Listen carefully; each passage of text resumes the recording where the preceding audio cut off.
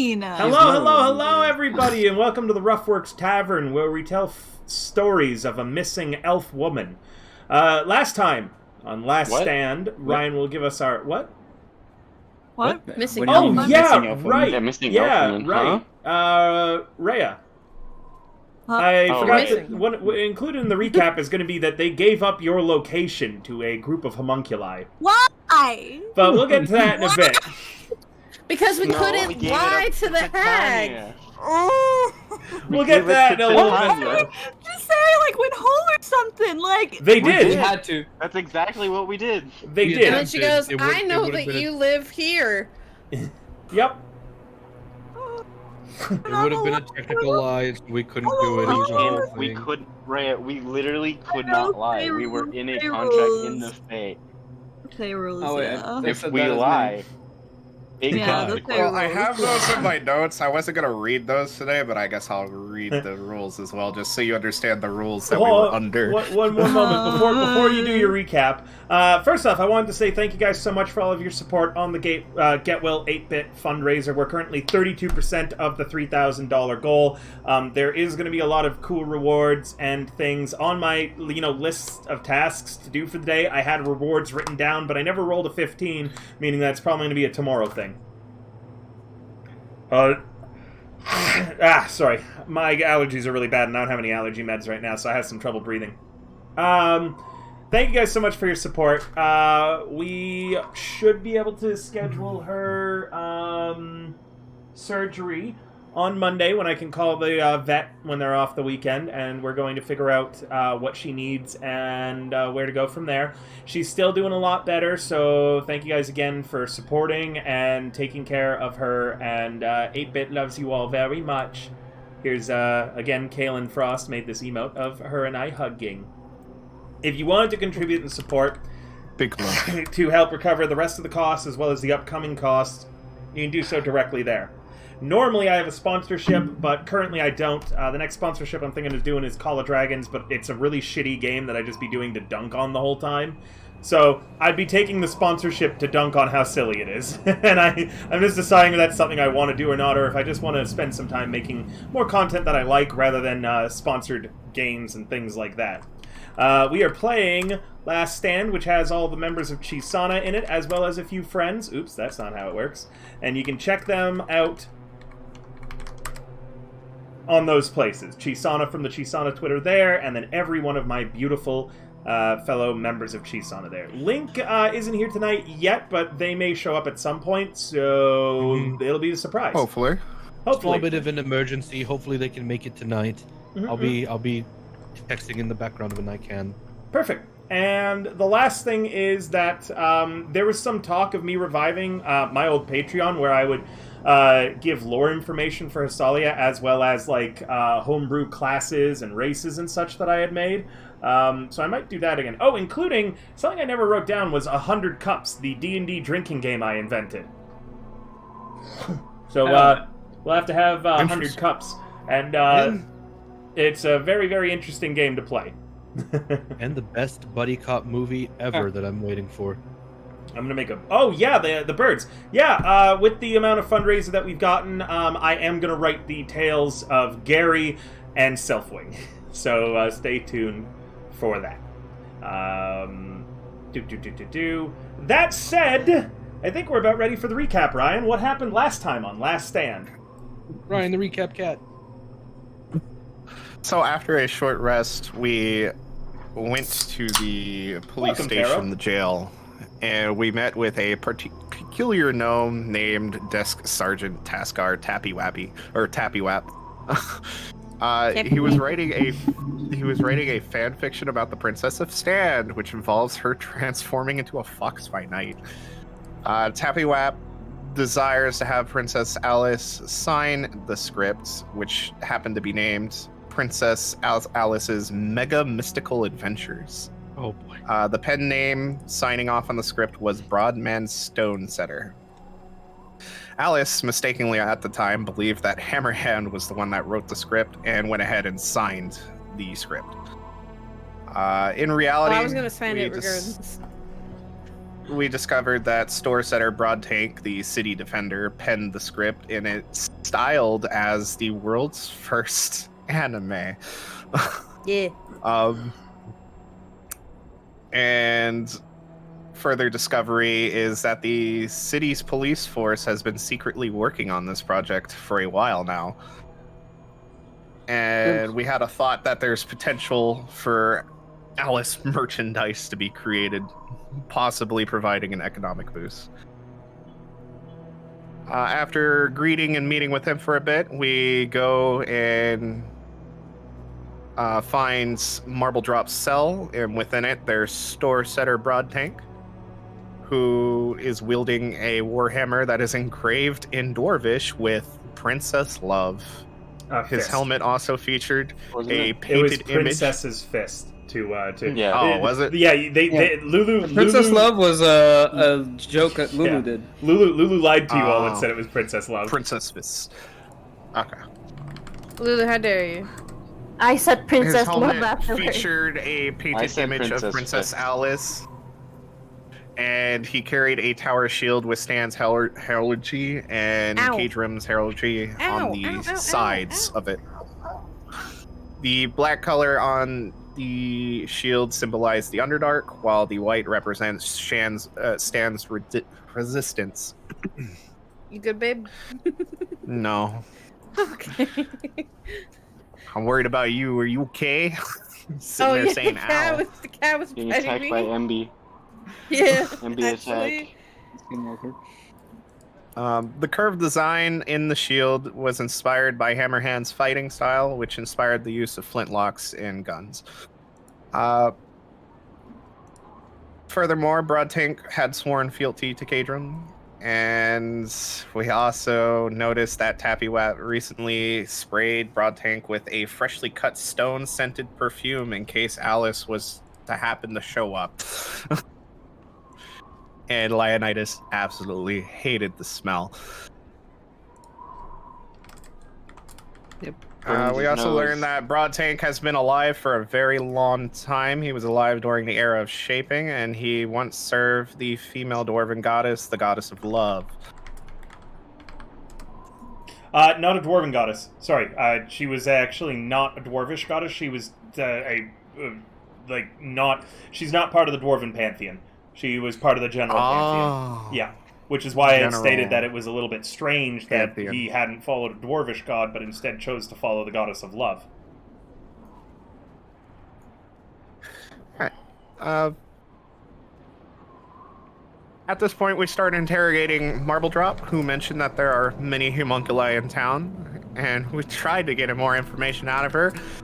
However, we decided to quote the many fractured parts of many fractured holes quote, which instantly kills Marble Drop. Whoopsie. Yeah, gotta love that code phrase that you guys just forget to not say out loud too often.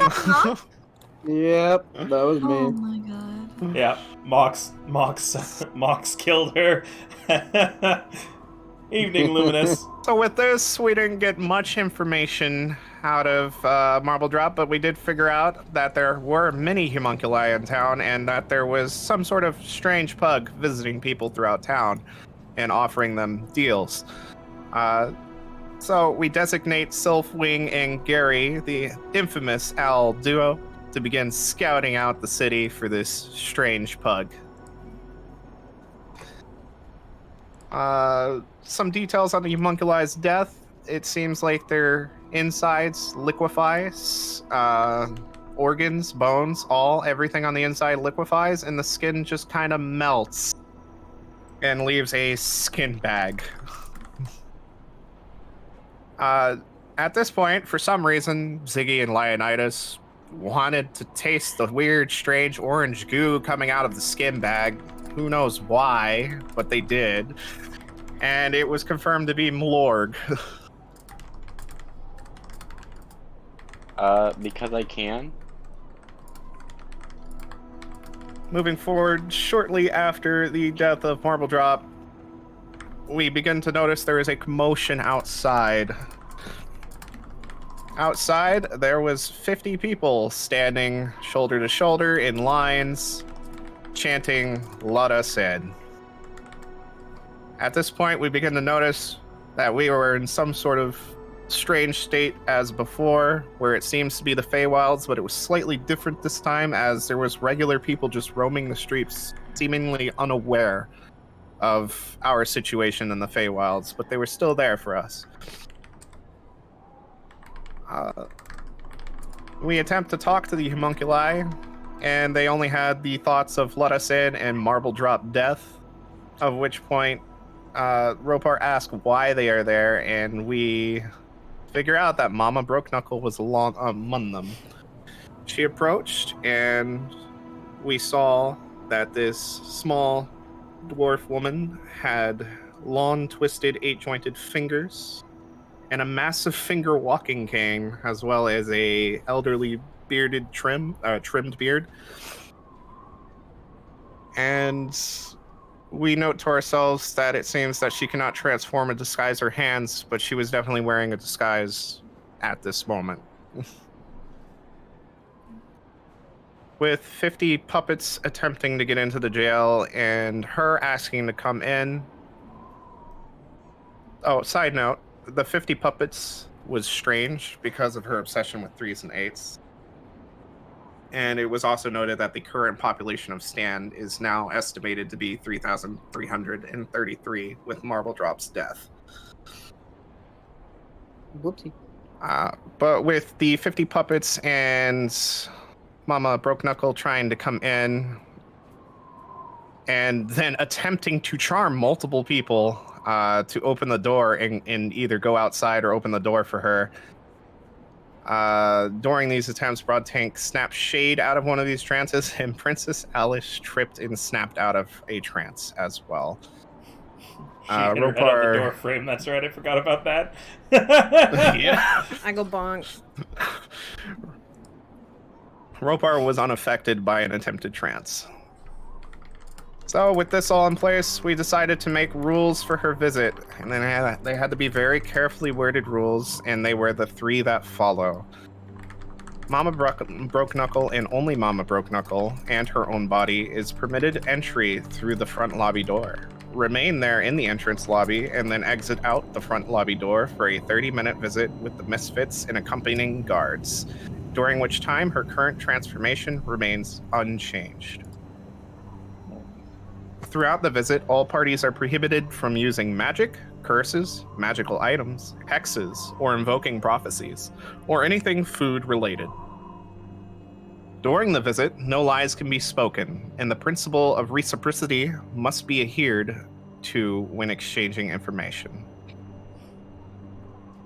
With those rules set, we allowed her in, but before she entered into the jail and police station, she promised us gifts, saying that she had a gift for each and every one of us. At this point, she separates all 16 of her fingers. Yes, she has 16, 8 on each hand. And the fingers grab these wrapped bags and brings a bag to each of the misfits that are present. During this, we all look through these gifts, and a gift exchange occurs. The gifts offered was a book to prove Alice's lineage. Despite that being fake, it would be pure evidence that she is royalty. No, it's real. Leonidas was offered a magical sword. A very pretty cool looking one, too. It had, what was it? A lion's mouth as the handle, on the end of the handle. And lion's Shade, head. Yeah. And Shade and Akorva were offered gifts respective to each other. Karma was offered a fragment and seed of divinity that could have up to 10 followers, and Ropar was offered a magical magnifying glass that could see into the past and the future. Ziggy was offered a finger to eat to enhance his abilities, and furthermore, was offered Mama Broke Knuckle as a patron. Everybody refused their gifts except Ropar. Ropar did accept his gift. And fortunately, with this acceptance, this whole exchange was not seen as rude by Broke Knuckle, thankfully. It is worth noting Alice was slightly roped into reciprocating a meaningful gesture during this exchange, as she said that it meant a lot to her.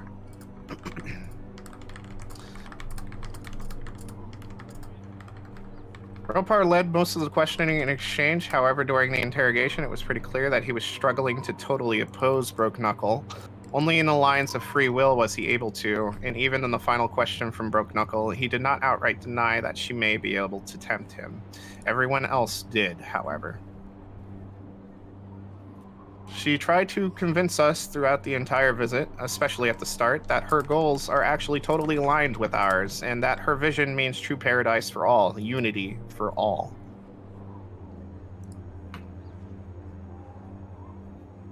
During this line of questioning, she exposed that Princess Alice is in fact not related to royalty, exposing her as a false princess. Despite this, Broad Tank and the 4 guards that were all accompanying us continued to swear allegiance and fealty, unbothered and maybe even excited, mentioning that they will add it to their script in writing.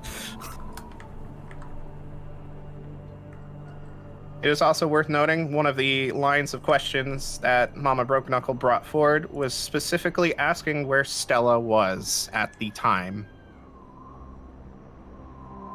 And Stella, since the 3rd rule said we cannot lie, we did tell her that you were in the hideout at the time. We also discovered that Karma has a ghost of a dead god following her, and that aligned with Mama Broke Knuckle is the children and playthings outside, which was the homunculi, and a Korid, which is currently shapeshifted as a pug. Korid are usually beneficial fae that are helpful and have been helpful throughout history. They're Earth fae, and currently it's unknown why they would be aligned with Mama Broke Knuckle at this time. Thank you for the follow, Ghoul Wolf Jr. Carry on. Keep going with your recap, Ryan. You're nearly to the end. Yep, like 3 more lines. One of the biggest twists came when we began to realize that during our line of questioning, the Fae Queen Titania and Mama Broke Knuckle are the same exact person or Fae, now hag. During further questioning, it was revealed that Mama Broke Knuckle came into existence when Queen Kadrum died because she had a pact with the Summer Queen Titania.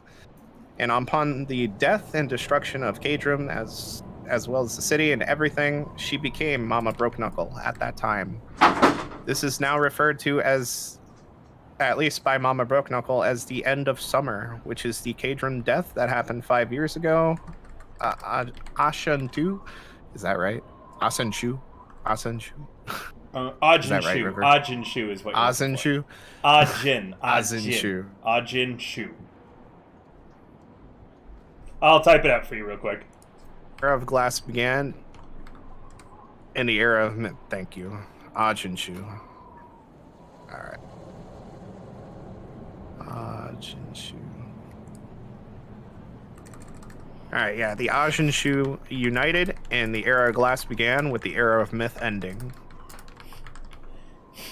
And with that, we tried to ask her, because during our line of questioning, we asked if there was a way to save her or revert what had happened, of which she said there was nothing of value that she would have to ask in return, and she took her leave. Which from Ziggy's perspective, he thinks it's his fault that the price was raised of that. It was worth mentioning. Ziggy did seem intently interested on saving Mama Broke Knuckle, which raised the value of that question. Ziggy did it. Indeed. And now here we are today. I will not deny that this time Ziggy indeed did it. Must have been Princess Alice's fault. So, before we start as well, I've just did an everyone on my Discord server of Hero Factory because I wanted to facilitate, since this keeps getting talked about and I realized all of you are bottoms and not going to do it yourselves, the various lore masters of all of my games, people who focus on all the lore, watch all the streams, things like that, and are trying to solve the meta... the meta mystery of the Era of Glass. I thought I would make a group chat for you all. And as such, if you look in Table Talk, I've at everyone... What? I was gonna secretly do it. Oh... It's fine. I've at everyone in my Table Talk. If that is something you'd be interested in, and consider yourself a lore master of the games and want to get filled in for streams that you might miss, because I don't archive my VODs very well, this would be the way to do it. Shoot me a DM at any point during the game today or any point tomorrow, and I'll make up a group chat with you and the other lore masters. Alright. So... The mist has retreated. Outside the windows of the police station, you guys are able to see Hasalia is going about its daily business. People are moving between. Broadtank addresses you, Princess Alice. Your Majesty? I just want to reassure you and reiterate. All of us here at the station, every man underneath your banner in my service, is fully loyal to you and nobody else. Everything that we may or may not have overheard today, we will take it to our graves. We love Brother. Oh, I came back to take it to our graves. To Princess Alice, I realize that must have been a little shocking for you, but again, we have everyone in this station. No one will share your secrets. We'll take it to our grave. I give us a big hug. You give him a hug, and immediately Broadtank, Your Majesty, this is highly unbecoming. He's broken. He looks around and he looks to where Death Sergeant Tappywap is, and he's waving frantically at him. And Tappywap pulls out this strange-looking device, and there's a flash as he puts it away, and he pulls out this little sheet of paper. And the defender of the city, your captain of the police, is just blushing heavily. Because he hasn't had time to put on his full armor yet. He's got, the pants on and nothing else, so he's still shirtless. You've broken him. He's gone. This is the greatest gift you could have given to a humble servant like myself, Your Majesty. Big ol' hug. I He's just want to broken. thank you for always taking such good care of me. It's no problem at all, Your Majesty. You make it very easy to want to take care of you. You're a good person and an excellent leader. I'm gonna cry. So long as you follow your heart, I will be there, Your Majesty, not but 2 steps behind you. I'm gonna cry. How do I roll to cry? You just cry. What do you mean, roll to cry? Sure, you Start crying. It's Just a do it. joke. Yeah, you just start crying. Just not heavy weeping. Just like a little mist. You tear up a little all your bit. mascara starts We really dripping down needed your that. face. You fucking raccoon. You tear up a little bit, and then the captain looks to you and says, Princess, if you may I invite my my men to partake in this sublime pleasure as well? And he gestures to the other officers, men and women. They want a hug. Of course. They want a hug. Tappywap, it's almost like he's pulled by a huge magnetic force as he just velcros to your side. A few of the other I hug officers everybody. come over and they participate in the big hug, and then you look up Karma and you see is also in line. Karma's in the group hug as well. It looks like. I Heck, hug I get in there. everybody. Big hug. Bring it Right in. next to Tappywap. Everyone gets a nice big hug. And, Big hug. That's our wholesome moment of the night before everybody does. Broadtank then steps away after an appropriate amount of time and clears his throat. Do you have any orders for your city defenders at the moment, Princess Alice, or may we return to our normal duties and business? Oh, Alice. please. Mayhaps we should offer to help Broadtank with something he's been looking for help with. I think I have something that'll make it easy for us. Oh, you did need assistance with something, didn't you? Yes, Princess Alice. There's been a series of break-ins at city armories and food stocks all around town. Nothing has ever been taken that we can find after doing very careful inventory, and there's no actual sign of any damage. We do know that the, I suppose break-in's not the correct word. Someone's been gaining access, Your Majesty, to areas that they should not have access to. The city defenders keep a very, very close eye on the comings and goings into the armory and such like that, and all officers are forced to record logs of access to any goods or materials.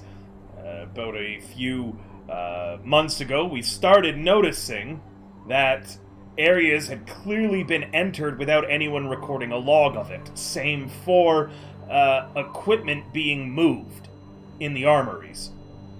However, we haven't been able to discern any motive nor anything missing. Do you think you can point us to one of the buildings? I could The have... most recent one. I can, Your Grace, but aren't you, busy with everything that just happened? I think that this will be a part of that. Very Might have well. something to do with the pug. Very well, Your Majesty. Of course. Right now, or are you not worried about, Stella's current status? Oh, I ain't worried about Stella's current state. That's I'm probably fine. sorry. Well, then, What? if you are too busy, I could go check on Stella because she has not been. We with could us for a split while. up. There is plenty of Broadtank, us. just leave me with the most recent warehouse, and we gotta go. Yes, very good then. Not splitting up again. Alright, who wants to go with Ropar Ripple Tipple to the nearest warehouse that had been broken into? I hate it here. Why do we always have to split up?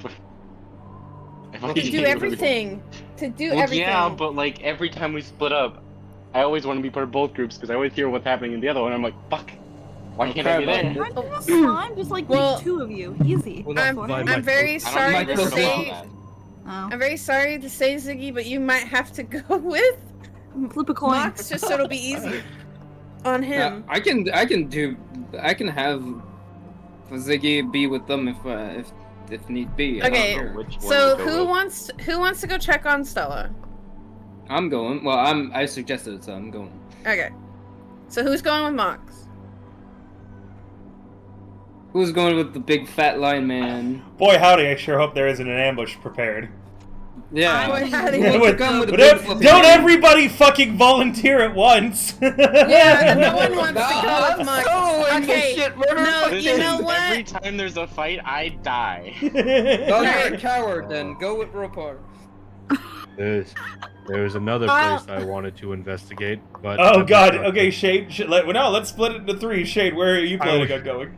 Oh god, are we sure? 'Cause, Yeah, Let's I'll not go do with three. Mox. No, I'll go with Mox, and then Ziggy could go with Ryan, and Ziggy's a then coward. Karma could go with Shade. well, so I had an idea, right? Yeah. If the whole Tatiana to Mama Broke Knuckle thing happened when the Queen died, then there must be some sort of information, something left somewhere in their private quarters. So I was wondering if if we King- have Queen- access the, to that. the King and Queen's quarters is still around. So if we the have access King to it. and Queen, this is not the capital of Catron. Stand was Thought a so. military outpost in the middle of nowhere. It's the only Yep, reason thought that it so. still exists. The capital city, as well as the royal palace, were swallowed in the Underdark within the first 3 days of the Cataclysm. Yep. The King and Queen were confirmed dead that very day, as the palace, with their quarters, their archives, and everything, sank to the bottom of the Underdark. The next question: should they have ever come to Stand, where would have been their place of rest? Where would they have stayed? That would be the house, Should they- the same rooms that Princess Alice occupies now. Okay. The problem is, don't forget as well, Shade, you've been told this, although you weren't part of the campaign when this happened, the archives, part of the got caught on library... fire. Yeah, Yeah, there's nothing. They were burned to the ground, and it's suspected that either City Commander Hammerhand or General Maple Brew are the culprits of burning the archive to hide the evidence of Princess Alice not being actually related to the royal family. That I do know. So a lot of history books and such were burned. There are still some books in the library, but they aren't relevant to anything involving the royal lineages or such. However,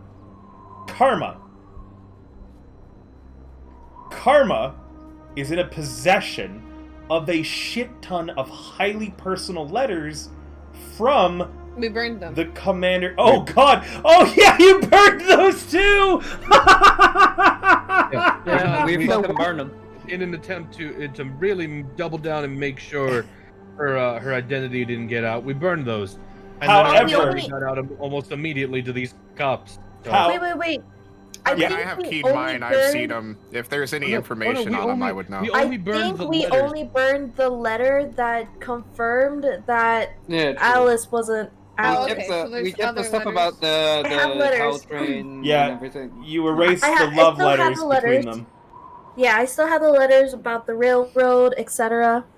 meaning that, and yes, as a note too, Ropar Rippletipple in fact has keen mind, meaning that he can avoid them. Also, he has a magnifying glass where if he were to use it on the ashes of something, he would see what they were before the ashes happened. Meaning, Ropar, you actually might be able to get access to some of those remnants of the library unless they've been thrown out by the ever-vigilant GG already. No, not GG. G. BB. My Alright, final so question what does before the I- magnifying glass do explicitly? I believe I Because stated last time I that's just heard it 24 go, hours. it fused into the 24 hours into the past and future, but that's all I heard. It has a button. Well, then Yep. the library ashes wouldn't be able to be read because it's been more than 24 hours. That's true. So, essentially, do you want to test it out on something just nearby? I think. Well, I was think going Ropar to test has it on the one. warehouse. That's what I was going to do. Sure, I'll go over it then when you're at the warehouse, because you didn't get explained to it very well. Just told 24 hours in the past, 24 hours in the future. And then it has a certain amount of uses. That's it. Yep. But I never heard how many uses. Oh, it's got one use of each, once a day. One use of each every day. Okay. Remember, too, though, if that break-in hasn't happened within the last 24 hours of the warehouse, then you're not going to see anything on it. I've got to try. Yeah. Shot in the dark.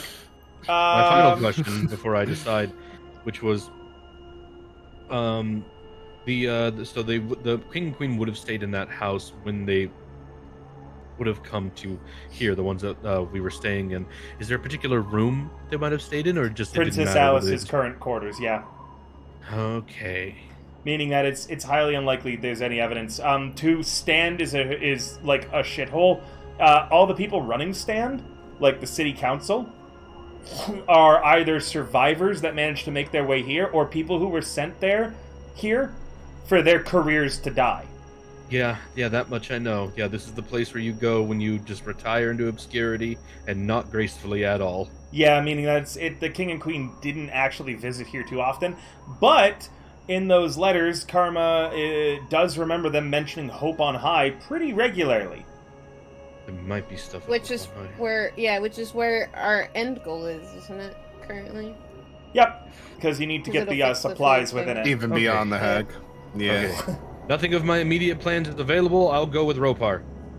Okay, and Karma, are you right. going to go with Ropar or with Leonidas? I will go with Ropar. Okay. Which Alright, group so do you want I'm me? going with Mox, so Mox just has to go alone. Which Alright, it's me and Alice. Let's go. which group do you want me to run first? The group checking on Stella, or Ropar Ripple Tipple's grand investigation team? Yeah, there's 4 of you. I think the Stella God. group might be shorter. Yeah. All right. We're gonna find out that she's dead, and then we're gonna be like, oh no! We're getting Leonidas. jumped if we both die. Leonidas and Alice. Yes. As you are returning to the Haymaker, as you still haven't renamed it to anything, thank you for the follow, Iondis 007, or 007, sorry. Got confused on my number of zeros. Thank you so much for coming. As you guys return to the Haymaker, the front door is hanging wide open. Door is a Of course job. it is. Oh, fuck. Did we close the door when we left? Yes. Probably not. Remember, when you left, you got pulled into the Feywild immediately. Yeah. So, I'm guessing we didn't close the door. No, I closed the door. I don't believe Ziggy is responsible enough to close the door. I behind would us, close so I the blame door Ziggy. always. Ziggy, Ziggy, you're did not you come here. with us or not? You're not here. You can't tell Yeah, them. you're Yeah. not here. Shut Yeah. up. So Pick- I tell Leonidas you're irresponsible frick. Yeah, no, he's How dare pretty, you. he's pretty bad. Alright, I will, silently make my way in. Sure. You head inside the Haymaker, and everything seems much as you left it. The bookcases that were knocked over and spilled remain so. There's a bit of a mess everywhere, but this is what happened before you had left. It looks like Gigi isn't anywhere to be seen as you look through the upper half, and as you come down, you do see a familiar face. Braun is sitting at the bar, currently eating what looks to be a baked potato. He looks up at you while you're all coming in with his potato half in his mouth, and he goes, "Oh." Hey, Braun. He raises a I hand got in a a question for you. greeting. You've seen Stella around? Who? The weird elf girl with the snowy hair and very bad attitude. No, I just came out of my safe. Oh yeah, we left you in the safe. I'm very sorry about that. Have you seen Gigi around? No. I yell out Gigi. There is no answer. Gigi! Ron can't be seen by Gigi either. Yeah, Never as you mind. yell for Gigi, Braun immediately, tucks his potato into his shirt pocket and is running for Karma's room. That's fine. He's got himself. It's fine. Don't worry about it. She has a gun that she doesn't know how to use. Yeah, because you Gigi taught him. is a sweet and innocent baby. But did he come when I called him? The finest butler. No, but that probably means that he's nowhere within earshot. Do remember, he isn't Okay. supernatural. Yeah. Well, just No, he's I was always double supernatural. checking. Yeah, I was just double checking. Gigi is the supernatural. Okay, River, you gotta not kill her fantasy. Like, Gigi is like a super butler, okay? Yeah. A super butler or not, maybe he's busy doing something for you guys at the house right now. Or he's Like, dead. organizing that Don't say entire that. initiative. Alright, Organizing I- that entire initiative that you guys wanted Can done. roll an investigation to see if Stella's been here or Of course, anything. yeah. Any marks that? Yeah, of course. Alright. Hey, that's gonna be a 15. With a 15, you can clearly see that there's been several people in and out of the Haymaker over the last long while. Stella's dainty feety prints are among them. Dainty feety prince. Stella, you here? Wait, There is no girl. answer. And, Ray, I'm gonna just DM you something real quick, okay? You're a DM. Wait, what do you mean? The DM is DMing you. That's what he means. I'm gonna turn to Alice and yeah, she's been here.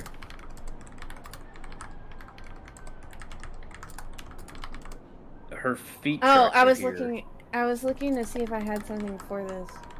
I thought I might have had a like a animal tracking ability, but I don't. Your bird's busy right now, so. Yeah, unfortunately Gary is not here. Can I roll... Can I roll something on the feet prints that maybe I could distinguish a certain path, since you said that it was among the many? For sure, yeah. Roll me a survival. Roll you a survival. I will assist. Oh, well, you went. I didn't. Never mind. That was a stealth. You successfully hide from the feety prints. I'll assist Alice with tracking.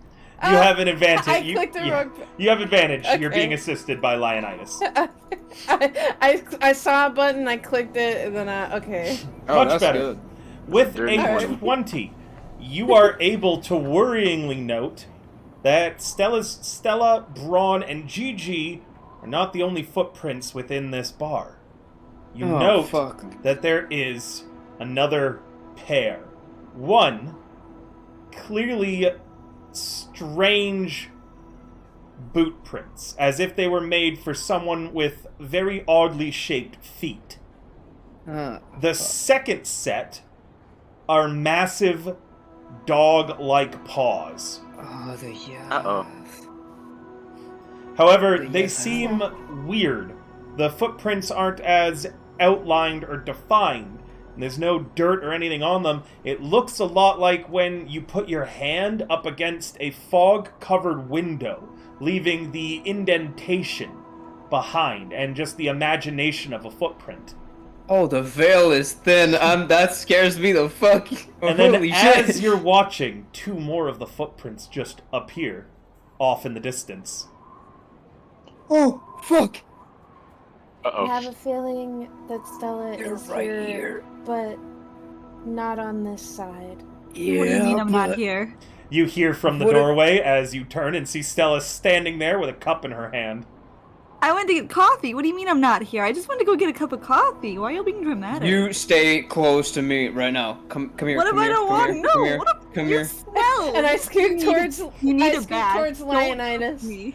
As Don't touch Stella me, says, Beth. "Don't touch me," she becomes slightly more transparent, and you realize you're able to see the stairs behind her. And then she's solid again. Fuck. Stella? Stella, you don't notice that. Alert you. Stella? Not to alert you, but You're in I danger. don't think you're on this plane with us. I literally just think stepped out you're to on get the coffee. other side. I was just at the coffee store right down the street. How would I not be in this plane? I Please just got listen. Please listen. We've You're gone in through danger. hell since this morning. We've been hopping in and out the Feywild. You are in danger. We're in and we're out. Yeah, Stella. you're potentially going in right now. Stella, Yes. a strange masked face is kind of hovering directly beside Leonidas' shoulder, and you can see a gloved hand with strangely jointed fingers reaching out to caress his mane. He doesn't feel anything, but you're able to see this just transparent figure doing this to him. No, don't touch me. What response should I respond to this? I don't know, do you want to let the creature that's doing this become aware that you're capable of seeing it? Yeah, but I don't know what response to say to it. It's not saying anything to you, and it doesn't seem to be paying much attention to you right now. It's checking Leonidas. You watch as it pulls a dagger from its sheath and hovers it directly in front of Leonidas' throat. It then slashes across his throat. Nothing happens. But you can see that this creature did just try to kill Leonidas. The veil is thin, but not that thin Jump yet, scare. thankfully. Well, whoop, I'm jump glad scare, what a- otherwise Rhea wouldn't say anything about it. Got anything, Stella? Wait for a second. Wait, I'm thinking. Think faster. Think faster, I'm loser. smart. I'm sick your brain. of you, Ziggy. Use your brain. Oh wait, she Brain. doesn't have one. Uh, Damn. oh damn. Hey Leonidas, you should probably come over here. I mean, I'm Put your ass you're the on one sure who should be about coming that. closer. You're in danger. I think you are the one in danger. Leonidas, you What? suddenly detect a strange smell, like the moisture on grass in the morning. That's odd. Do I see fog around me? Nope. Just that weird smell. I'm cowering Smells- behind the big lion, What's staring that at smell? Stella. I get closer to Stella, I guess. The more you focus on the smell, the more detectable it becomes to everybody, not just you. I think we should get out. You think? I definitely don't think it's a good idea to be in the hay. Brah? In the safe! You hear muffled. I think you're It's not okay to safe come in the out. safe, buddy. What? Oh fuck. Do I need to go get him? You don't have the You key have for to it, get only it. Karma does. Oh fuck. And how did he get out? Oh, he'll be safe in the safe, it's fine. What? I think. What do you mean I'm not safe in here? Come with us, loser. You're gonna die. I can't get out of the safe! You're safe in the safe, don't worry about it. Let's go, guys, let's go. Why would you lock yourself in the safe without being horrible? Guys! Guys! You hear as you're leaving the haymaker. Ropar said he's going to a warehouse. We should, join them as soon as possible and inform them that what the fuck is going on. I saw footprints getting added inside our base from the other side. What do we do about her? Questionly points at. She has to Stella. stick by us. What do you do about me? You're acting like I'm a ghost or something. Okay, Stella, I'm gonna tell you something, so don't panic You're or don't scream, sleeping. okay? Uh-huh. There's a fucking Fey witch grandmother that wants your ass.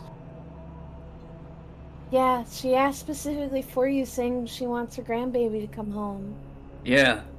And from what we've seen, she controls people, has monsters around town, and probably able to kill us very easily. So, And you're fading into her domain. yeah, you're kind of half translucent right now. I think Stella's just quiet and she's just listening, and she's after that she's like, let's just go to the others. Doesn't acknowledge it, just let's go. I would assume she would have been more shocked than this, but sure. I think she's hiding something. Maybe. And off to Ropar we go. Well, I'm dead. we can always have Shade look into her mind if anything goes up. Might have to. We make our way to Ropar with the gang, hopefully while keeping an eye on Stella, so she doesn't poof out At of a existence. safe distance, because she's now the enemy. Alright. Very. I'm sticking close. I've just DM'd a few more people, if you want to check your DMs, to see if you were one of them. As Ropar's group is headed Oh man, it wasn't me. towards the warehouse, Wasn't me. is anyone planning on doing anything else, or are the four of you all going to the warehouse?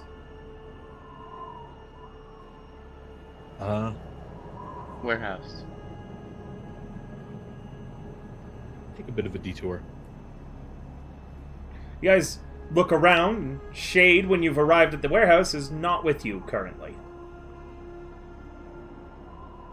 Where did he go? Which scene should I run first? Shade's or the warehouse team?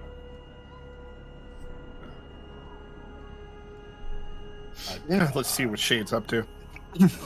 Shade. You follow the gloved hand that I said motioned to you in the alleyway, waiting for you to be the only one to notice it, so the rest of the party didn't. God damn it, Shade.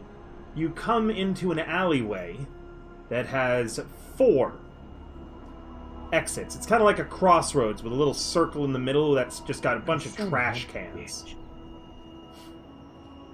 And standing in the exact center of these crossroads is a hooded figure. You recognize the dagger on its hip. It is one of those creatures that would explode in light when you killed them. Just stands there, staring at you. Its face is entirely shrouded in darkness, and all of the lanterns that are normally in these alleyway have been snuffed out. Their electric light bulbs clearly smashed.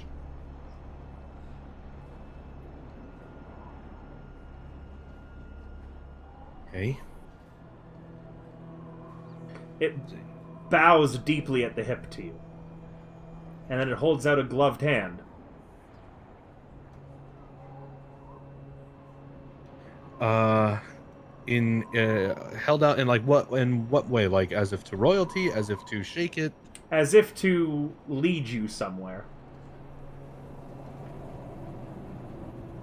Yeah, take that hand, Shade. Don't worry, it's not Yeah, dangerous. take the random hand that's being offered to you. Its dagger is sheathed currently on its hip. You can just see the faint outline of it in its coat.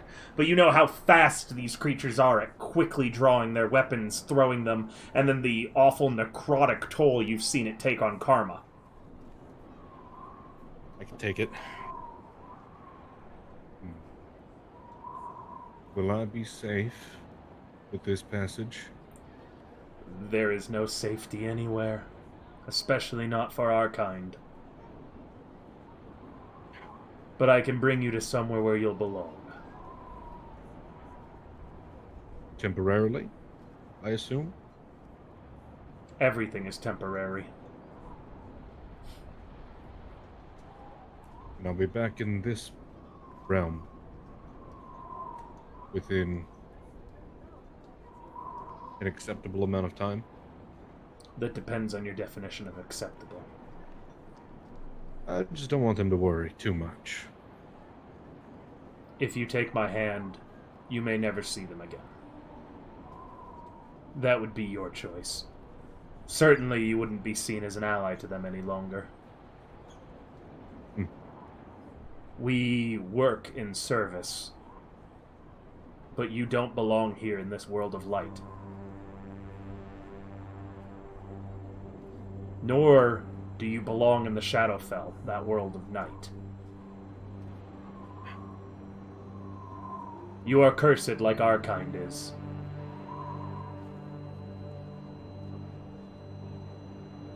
Neither light nor darkness are your true friends. Come with me now, and you will feel like you belong again. Like you did before everything changed.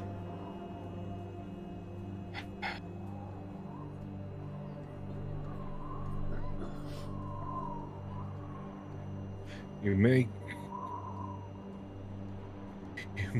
one hell of an offer.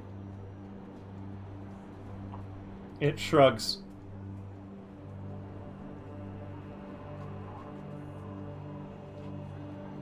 If I decline now, will I see you again? Or is there a way to contact you again?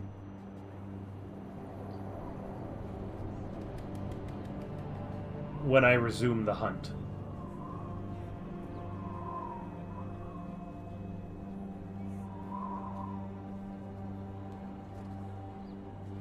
I'm not tasty, I swear.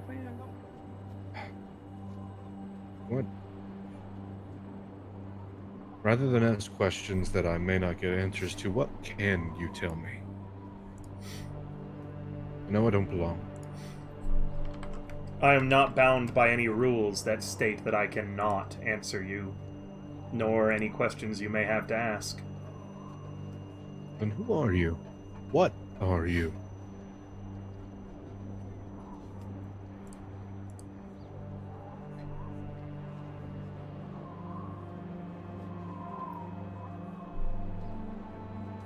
Stories call Dub Katha. as our original name. You Dark write that Crow. down. Yes, Dark Crow in common. I will write. I'm just writing it down before I continue. Yep.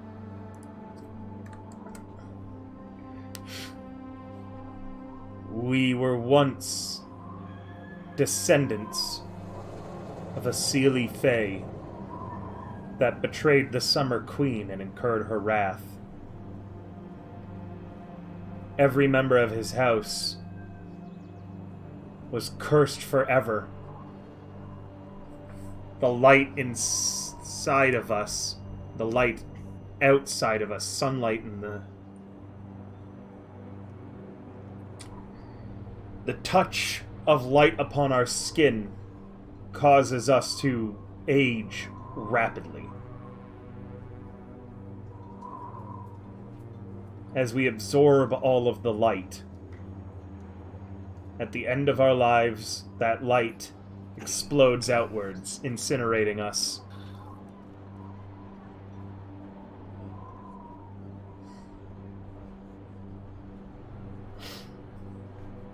And You had a light inside you at one point as well. I can see it. it's true. But mine was divine, is still a touch divine. The creature nods, but now you understand that a light within does not always equate with the same morality that others would perceive.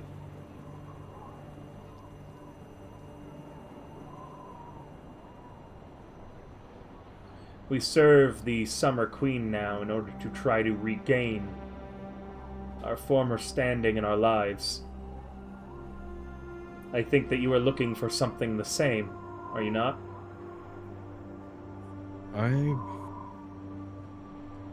I'm not too sure what I'm looking for, really. Then why not accept my offer and find true purpose again?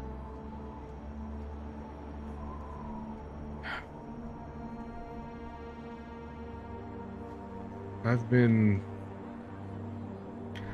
living under the impression that purpose will find me on its own. And you have a good offer, really, you do, but this version of the Queen, I know you serve her regardless, but is this really the version you wish to serve?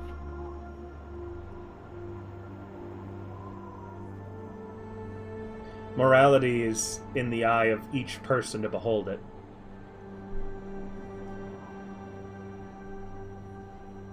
Some will say her actions are good, some will say her actions are evil. And what do you say, personally? I don't care. I hunt. I hope for a day when I'll be able to walk in the sunlight again. And I get to have interesting conversations. What is it that you hunt? Currently, Stella and Princess Alice. Oh, great. As you know, we encountered each other. I remember.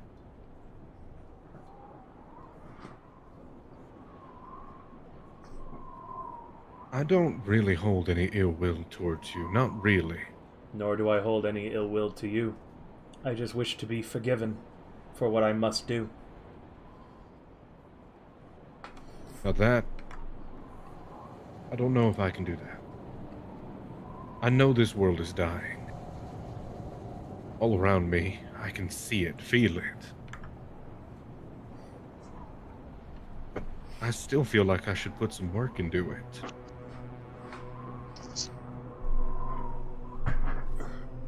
As one so acquainted with the Shadowfell and death, you should know that simply keeping something sustained can sometimes be a fate worse than the ending. He looks down, kind of at his hands, a little bit of shadow leaking out of them. That I do understand. But eventually, though being sustained can lead to a fate not desired, it could be the fate that is needed. I'm no beacon of hope, but I'm no thrall of the fell either. I make my own choices. I don't feel compelled, not by either side. We are very similar, like you said, but maybe we look at it differently. The creature nods. Maybe so. You yearn for purpose while I make my purpose.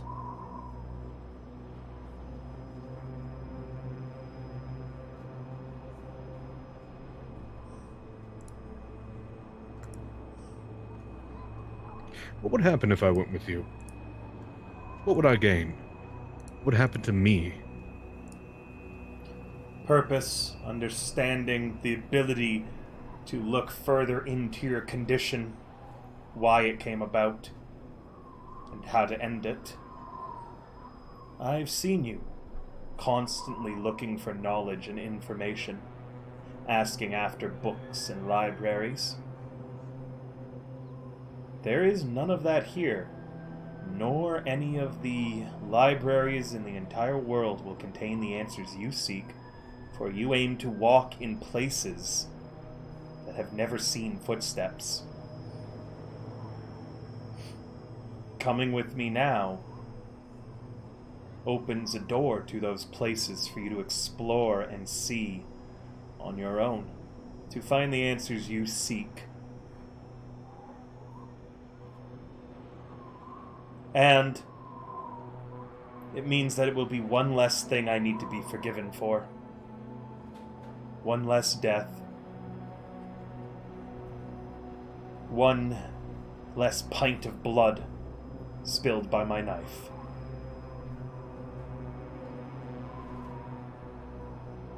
If I go with you now, and I find what I'm looking for, I don't like what I see, could I come back? That would Could I be leave? entirely up to you and your power. I'm simply going to take you away and then leave you to your own devices. I have tasks I must complete here. But you will have the backing of the clan, wherever you wander in those dark places. Others of my kind will assist you, and make sure that even though you can't see where you're walking, you will still find your way.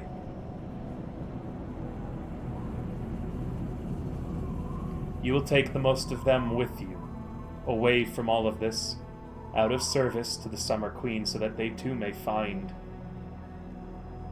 the answers that we have all been searching for.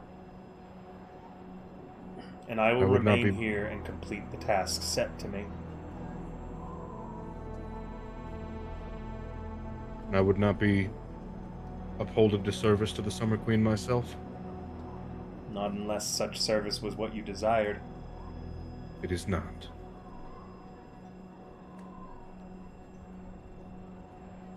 I guess my last question before I decide. Why Stella? Why Alice? Why are you after them? I am not at liberty to share that information until you have crossed over.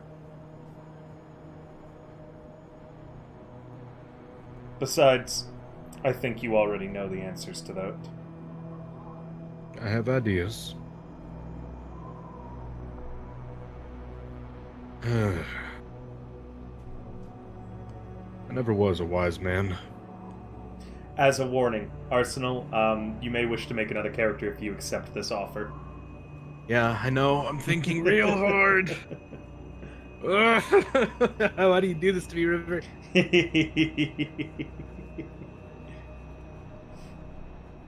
I need time to This is think. what he do. But when the hunt returns, find me again, and I'll give you an answer.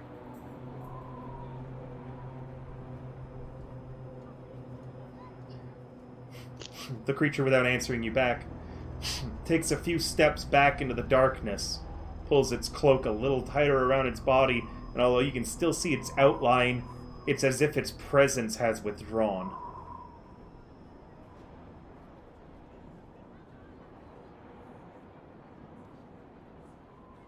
Meanwhile, Ropar. Yeah, I go start taking the long route to get to everyone. Works for me. Ropar, Ziggy, and Karma. Broad Tank has led you to a humble-looking shack, or less of a warehouse and more of a ramshackle building that they put together in the Iron District. It's the poorer area. Again, well, it's been armories all over the city. This was the most recent one, as far as I know. Oh, and he takes a key off of his neck. He quickly reaches out to a clipboard that is hung on the side of the door and scratches his name and the three of your names in charcoal, as well as the date and the time. Then he unlocks the warehouse. He gestures at you, Ropar, to take the lead. Hey guys.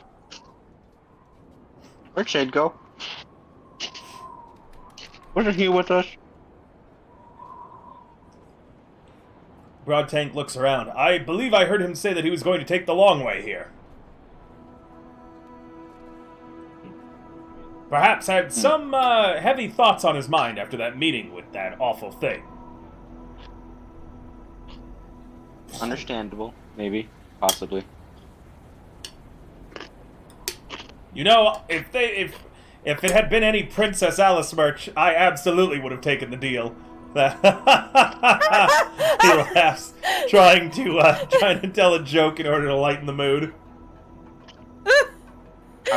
Of course you would. Anyways, proceeds in the warehouse. Anyway, you won't even give him a chuckle! You're the worst. Nope. You're the worst. Well, I'll watch the door for you all, and just call me if you need Oh, then anything. I realized I was on mute. All right. Oh. I appreciate it, Broad Tank. I appreciate it as And well. who knows? Master. Maybe there's merch in the future. I would greatly appreciate that. I have a shelf at home that's been collecting dust. Oh boy. Alice Shelf! Alice Shrine! Alice Shrine! I hope that one day the Misfits' legendary deeds are more than enough that all of you will find a place upon my shelf. Oh. No, Alice Shrine! I truly hope I meet those standards someday, Broad Tank. I'm certain you Alice will, Shrine. Investigator Ripple Tipple. You've already done great things for the city, despite your Already fit on the shelf. rapscallion nature in the past. Oh, he said Why, you're a no. rapscallion. You're the worst. Alice Shrine. Why, no. Alice Shrine. Alice Jar. Chat Alice says Shrine. Yuki. No! No, stop. I stop, swear to God!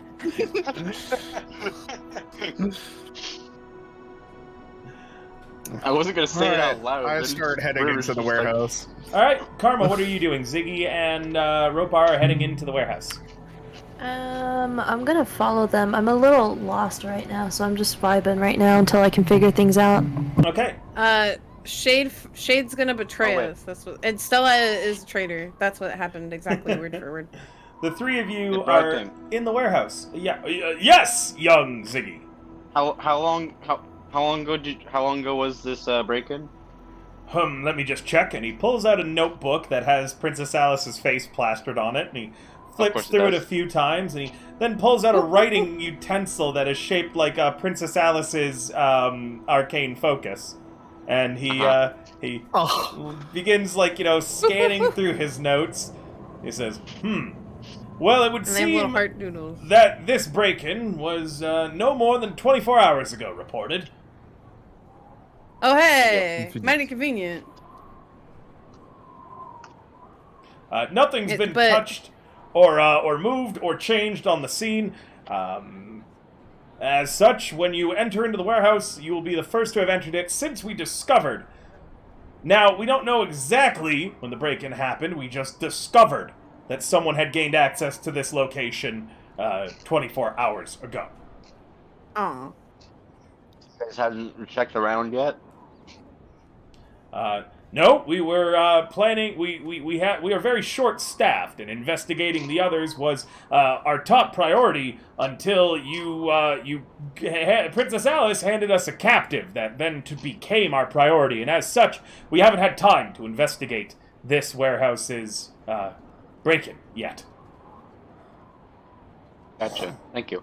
Alice merch. Alice merch. Yo. All right. Give me. I'm gonna look for anything. I guess out of the ordinary. For sure. Investigation, Emox. Yeah, you. Alright, You're- good thing you're you out came of the back. ordinary. Let me describe the warehouse as you're doing that. So, passively coming in here, before you investigate anything, Ziggy's first. the warehouse is stacked with all sorts of crates. A few barrels labeled gunpowder, 3 firearms hanging on the walls, stacks of various kinds of armor and shields, and a few rusty weapons. The firearms and everything in this warehouse seem very poorly maintained, and you can see in a few of the in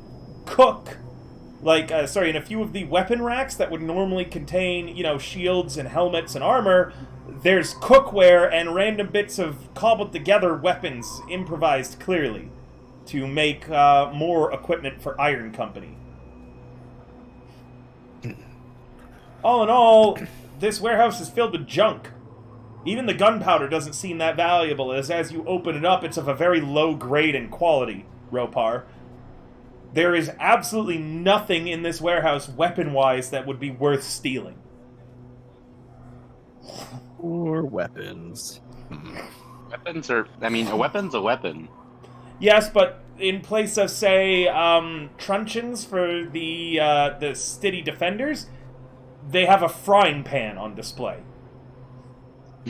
And it's legitimately, this is like, we are literally filling this armory with anything that could be classified a weapon in a pinch.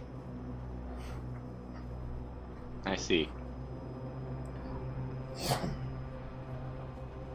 Is there anything else aside from poor weapons and shields and stuff like that? Poor armor, guessing I poor found gunpowder, jack shit. and that's about all that you're seeing.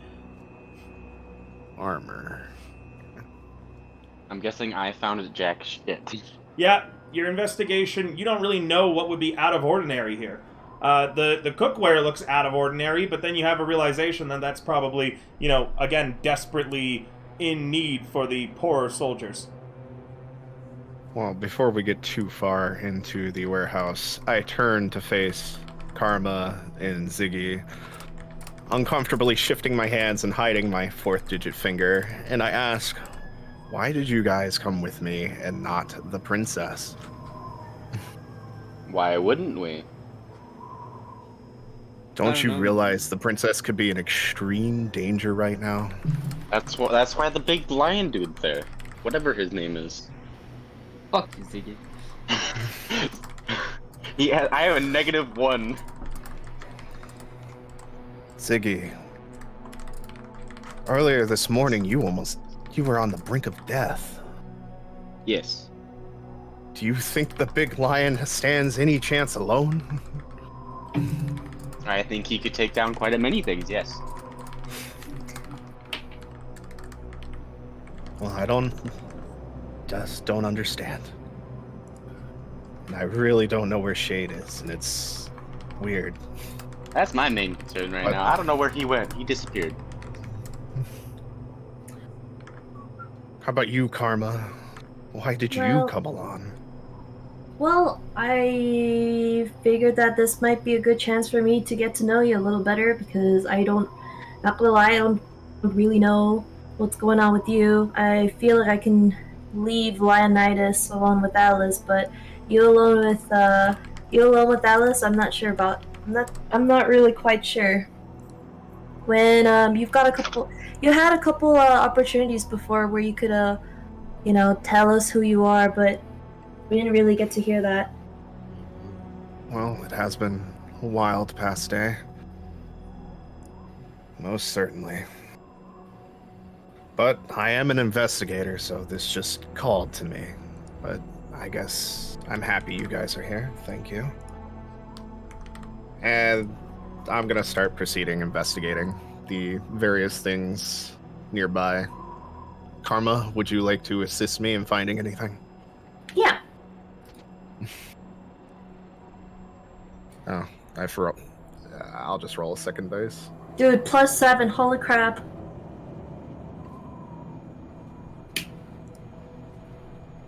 I think he's gonna find something. I'm not sure. Maybe. Giga brain boy.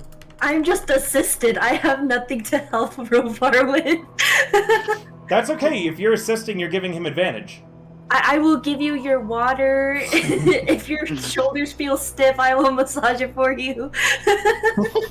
There's nothing I can do here. With a big chunky 22, you do note a few things.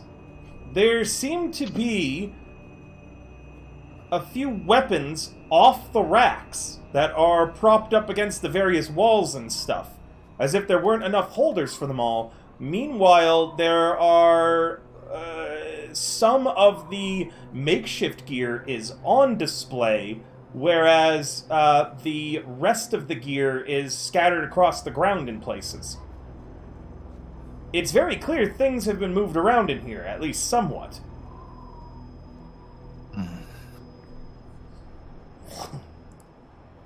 And there's not enough racks to hold everything. That's a lot of gear. Not enough storage. I reach into my pocket and I pull out the fancy magnifying glass I have now. Sure. And I'm still gonna try and use it just to see how it works. Sure. Ropar starts fiddling with the magnifier and sets it to what he thinks is for the past. And he starts trying to use it. Item are you looking for? Remember, it's only one item that you see it's past 24 hours.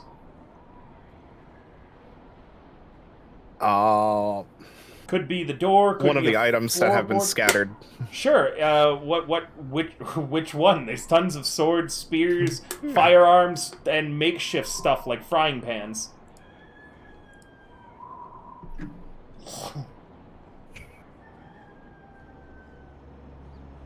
One of the ones on the floor, one of the ones on the rack.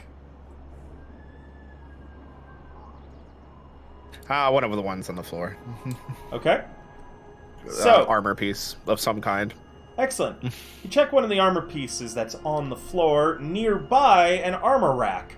And as you flick the switch of your magnifying glass to get vision of this item on the past, everything else around it is extremely blurred in the magnifying glass as you suddenly start seeing the perspective of the armor, fast-forwarded over the last 24 hours. You see it sitting peacefully on the rack, you see it sitting peacefully on the rack, and then you see a pair of gloved hands lifting it off the rack and placing it beside the rack on the floor. The fuck? And then it remains there on the floor. Your magnifying glass then comes to an end for the past 24 hours of the item.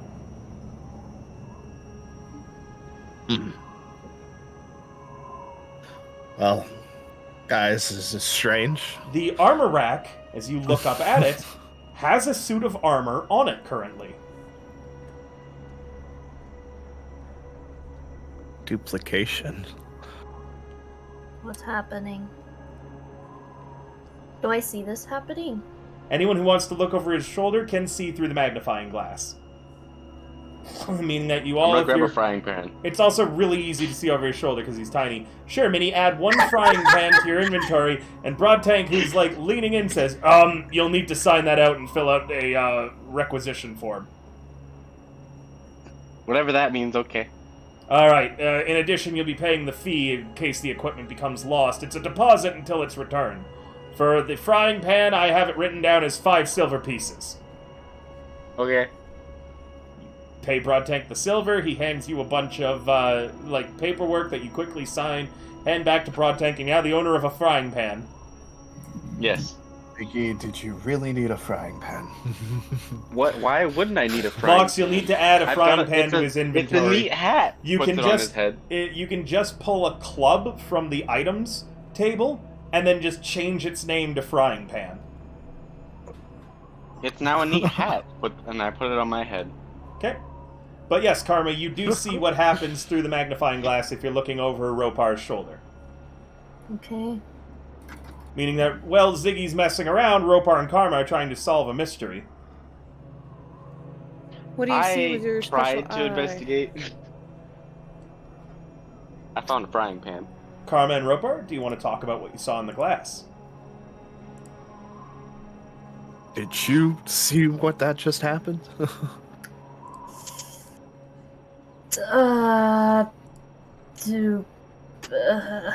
I can't wrap my head around a duplication.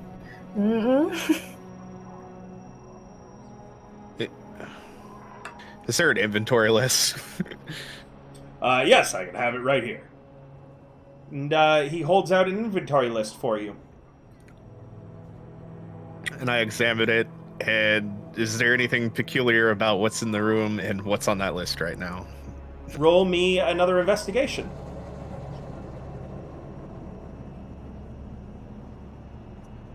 Karma helped look over this list with me. As a note, he took the inventory list off the inside of the shed. So it was hung up on the inside of the wall near the gear. He didn't take it with him from the police station, so the inventory list was present in this room. Huh, worth a try. Oh! You dropped the nat 1. What did you get? A 10. It's hard to make heads or tails of this, but as you look through the inventory list, everything seems to be present and there's nothing that's mistaken on the list. It's actually Karma who has to read it because it's written in Dwarvish. Ah. I can do that. Yep. So in the end, quick check, everything appears to be here.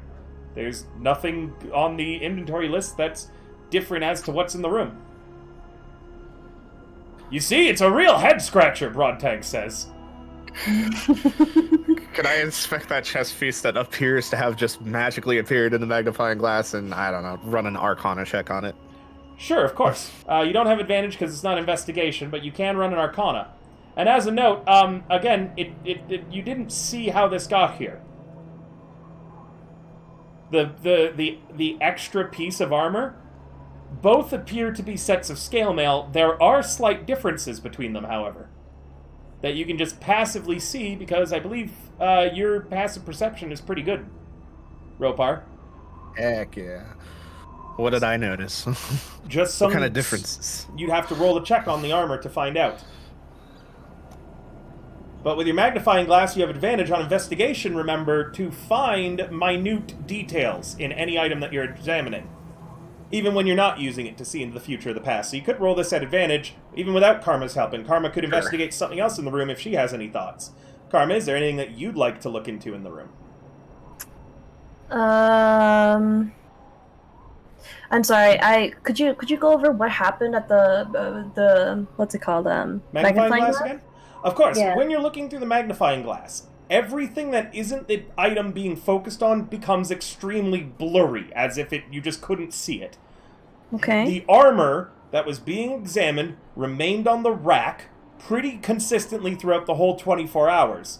And then you saw a pair of blurry gloved hands pick the armor up off the rack and set it neatly on the floor beside the rack. At that point, it just remained on the floor. There was no further interactions with it.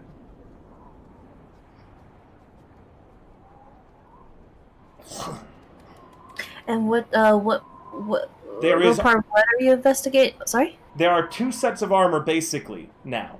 There is one that is on the rack, that what he looked through in the magnifying glass was taken off of and put on the floor. So he's checking out the armor that's on the rack, where the other set used to be. The armor on the floor isn't being investigated any further just yet, unless you wanted to do that. I will go ahead and do that. Sure. Ziggy, what are you up to? Investigation. Uh, I do a little I'm dance. digging through barrels Sure, of gunpowder? of anything, not the gunpowder ones. The rest of the barrels are filled with ammunition, arrows, bullets, things like that. Ropar, with your investigation, you notice a lot of differences now between the armor that you're looking at it. For one, the armor on the rack is brand new. Huh. It looks like someone tried to scuff it up a little bit to make it look more used than it actually was, however. And it is just sitting on this rack, nice and pretty. The differences are small differences in coloration, as well as how the scales and the scale mail are positioned, and you're able to discover something. This is a forgery. Someone very clearly tried copying the type of armor that you would find in a warehouse like this, but they got a very few small select details wrong. This didn't appear magically. This was crafted in a forge, brought and placed here. Someone added it to the warehouse, which would also explain why Broadtank hasn't realized anything's missing, because nothing is. Things are being added. Lucky. Karma, with your investigation, you note that there are some dust print marks on the armor that was taken off the rack. You can't make out any actual fingerprints because it's clear that whoever handled it was wearing gloves, but the size of their fingers notes that they were likely a small creature, not a medium-sized one. It was the pug. The pug got on his back knees, back feet. Okay. Can we... Did we do an investigation on, like, what the armor is? Like, who wears it? What's it commonly, like, used by? It is a medium-sized suit of scale mail emblazoned with Iron Company's insignias. Both sets. This means that it is an armor for the militia. Currently not in use, that would have to be checked out. It's kind of like extra gear, reserved for in an emergency. This is a citizen's armory, meaning that citizens of Stand who are active in the militia, if they are of the appropriate rank, when they are on duty, can come here and check out the gear. Like at a library, to have use. Okay. Library armor. They do have to get permission from higher-ups if they aren't of the requisite rank, and then everything is very meticulously recorded on the sign-in sheet outside the shack and on the inventory request forms. Broadtank and Hammerhand, as well as, the way the city is run, again, they're not so good at, social stuff, but they are very good at keeping records and logs. Very good. I would like to look at the log. It's in Dwarvish, right? The inventory list or the sign-in log? Both? Sure. You already did an investigation on it and didn't find anything out of the ordinary, but now, if Ropar wants to talk to you first and share his findings, you might both realize that if things are being added, it should reflect on the inventory sheet. And you might not have noticed it before because you were primarily looking for things that were missing. So, Ropar and Karma, you might want to talk about what you found. What about me? Well, Karma, Ziggy. You didn't find nothing. Well, he's got a Ziggy, frying stop pan. being a goofball. What? This armor that is now on the rack, that seems to be taking place of that armor on the floor that Karma's looking at, was definitely a fabrication, a forgery. It was put here, and somebody actually tried to make it look like it had wear and tear, but it was definitely added. What did you find, Karma? Wait, so you're telling me, Broadtank says, nothing's been going missing, but someone's been donating things to the city guard? Why not just donate it through the town, then? That is exactly why we're worried, Broadtank. What's to be worried about? We have more gear than we did before! Huzzah! This is an excellent recall... thing! Safe. No, Broadtank. Do you not recall the incident we just had occur? There's a hag gifts. among us. They're gifts. I had considered them being Hexes, potential... curses. Well, yes, but doesn't the law of hospitality only apply when, as you explained it, when the giftee is aware of it? I mean, I can't exactly reciprocate if someone breaks in my house and leaves a delightful Princess Alice figurine, could I? Santa? I pointed. No, I don't think it applies in that case, but it's definitely still problematic. It's here. It could be afflicted in some way. I think it's Santa. Santa. Santa. Fascinating. Well then, I will have it smashed to pieces immediately, he says, as he hefts his warhammer. Stand aside, citizens! Wait, let me investigate it. Let me investigate it. He stops. Can I knock on the armor Can I that see the... Hold on, sorry, Biddy, I will get to you. Karma? Yeah. Can I knock on the armor that Ropar was looking at? Just a good knock. Dong. Hearty knock. Yeah, dong, dong, dong. Sounds like it should. I want to do two things. Let me go to Minoru. Minoru. Can I see the list? Karma currently has the ledger and the sign-in list. The yeah. list of the inventory. We're about to go through it after I think Ropar needs something. But I was gonna go through this with the group. Okay, so we'll hold off on the list until Ropar's finished. Ropar. Alright, first, I'm just gonna roll an Arcana just to see if there's anything wrong with it, or maybe it's cursed, hexed, I don't know. I'm gonna try and look for something. Sure.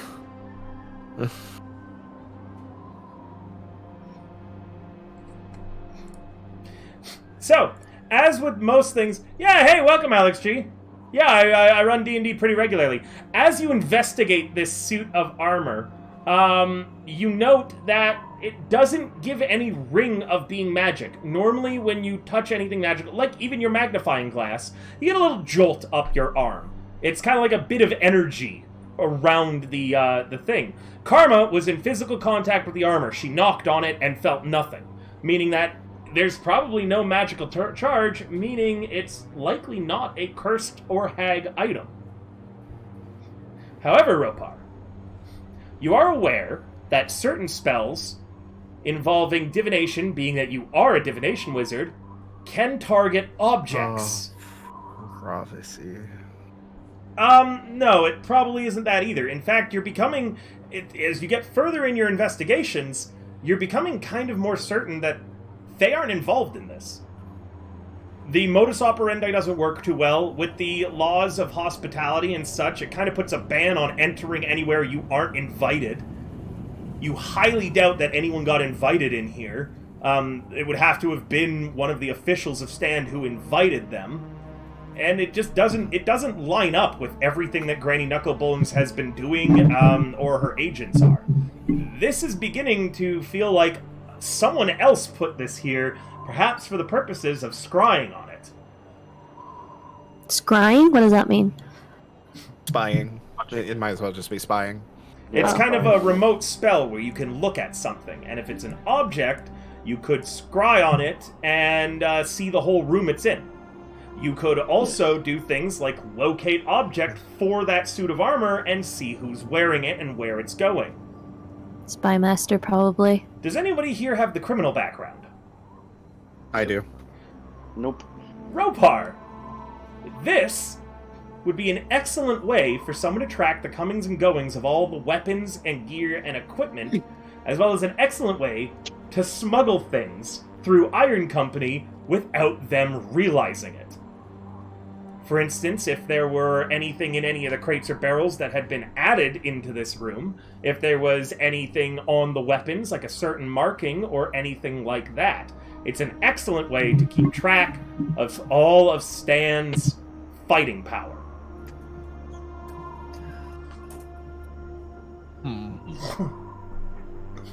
It is definitely a huge security breach.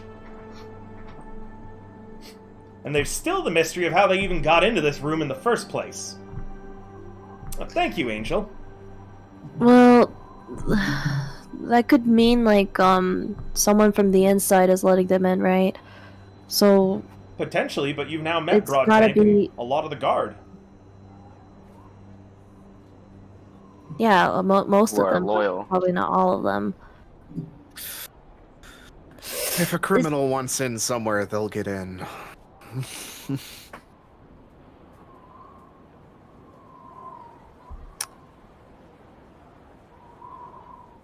Smuggling. Does this... Huh. And we're here because someone is breaking into this little storage, right? Yep. Yeah, All and they're across the adding city, equipment. people have been breaking into armories and warehouses run by Iron Company to store their materials. And now you know that things haven't been going missing from any of them, but things have been being added.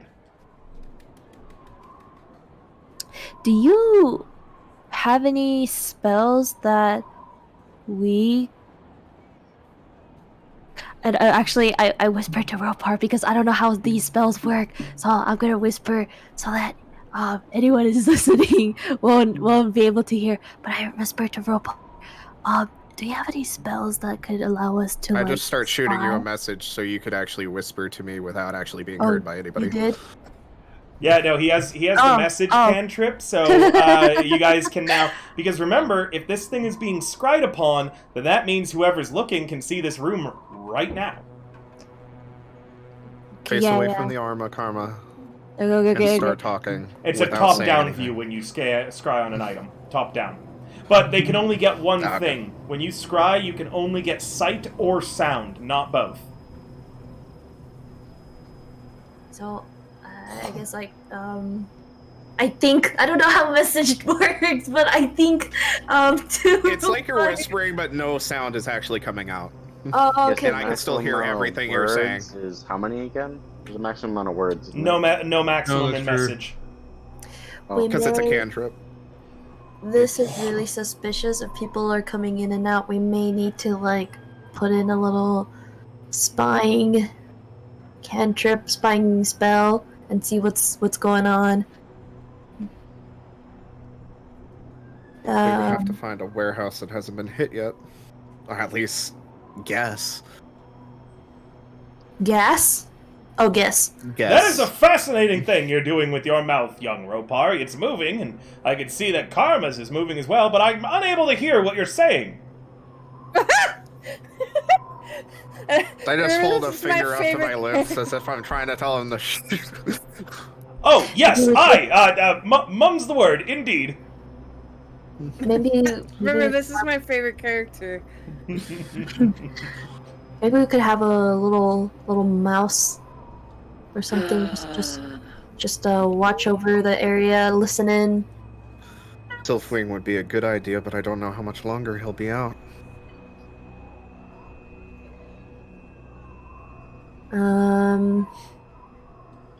Talk to.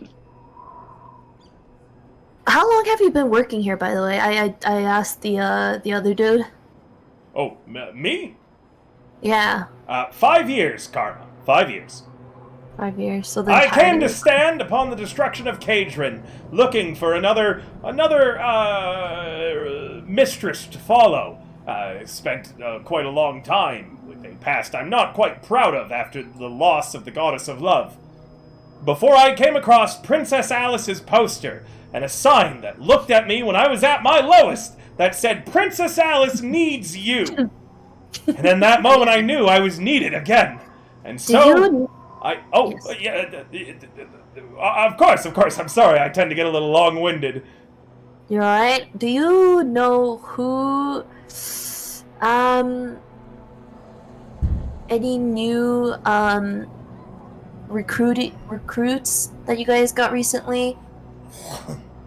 New recruits. Well, unlike Iron Company, the city defense, we don't take conscripts. I vet everyone personally. I can't say that we've gotten any new recruits as of late. Can't say that we've gotten. In fact, most of our officers have been being taken from the city defense and put into Iron Company. A demotion, if you ask me. Why is it a demotion? The city defense, we instead focus on investigating crimes within the walls. It's a much safer position with a higher rate of pay.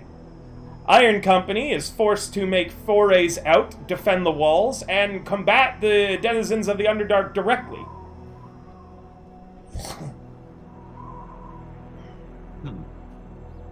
Your troops been trained to do that, or are they getting trained when they get moved? Well, considering that they already have combat training to get into city defense in the first place, it's, again, like I said, a demotion. They don't need any additional training to be an Iron Company. Not to deal with any of the Underdark? Not particularly. They already should have training like that. Back in the day, as far as I know, Sand City Defense was handpicked from Iron Company to be promoted up into the position. How recently has this, has people been sneaking in and out of this place? As of 3 months ago. 3 months ago? I don't know if the two things are related, but that was around the same time that we started getting reports of a rebellious group in the vicinity. And I believe you already dealt with that problem. Yes. So it's strange that this would still be ongoing if it was related to them.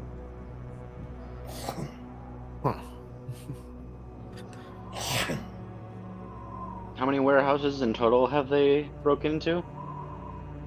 I believe 23 in total. Out of the 25 around the city. So there's only 2 left. Oh, there's only 2 left, yeah. And one of them is located directly in front of the house. The last is another one closer, or is that one? Where's the other one? Gold District.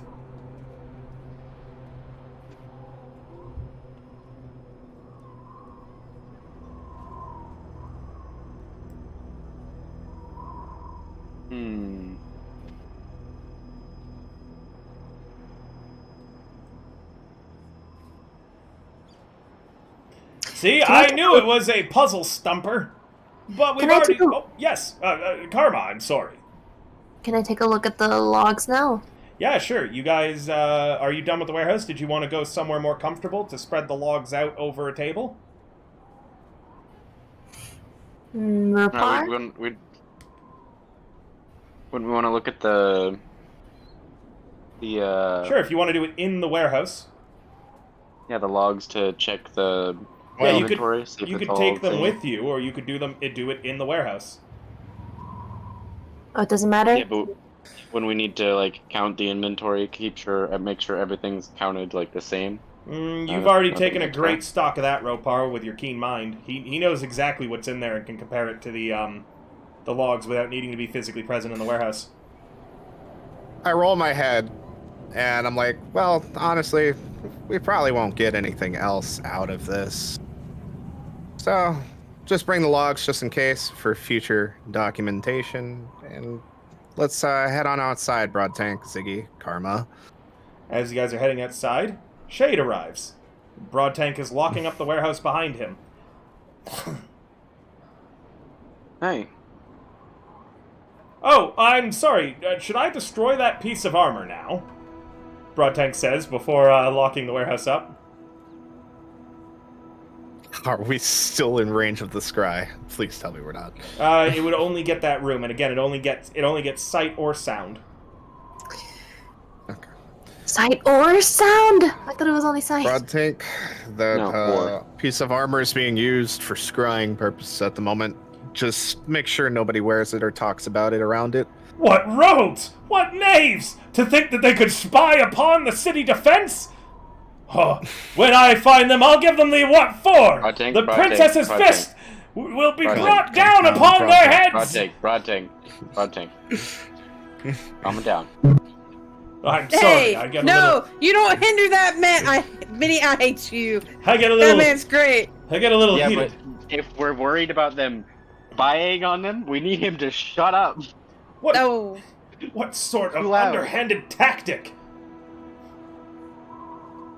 Maybe we should Yes, but destroy if it. we would like them to not know that we know Broad Tank, you might need to keep your voice down a little bit about it. Oh, No, yes! I'm so sorry. I just speak loudly and powerfully. Karma, I didn't mean to interrupt you.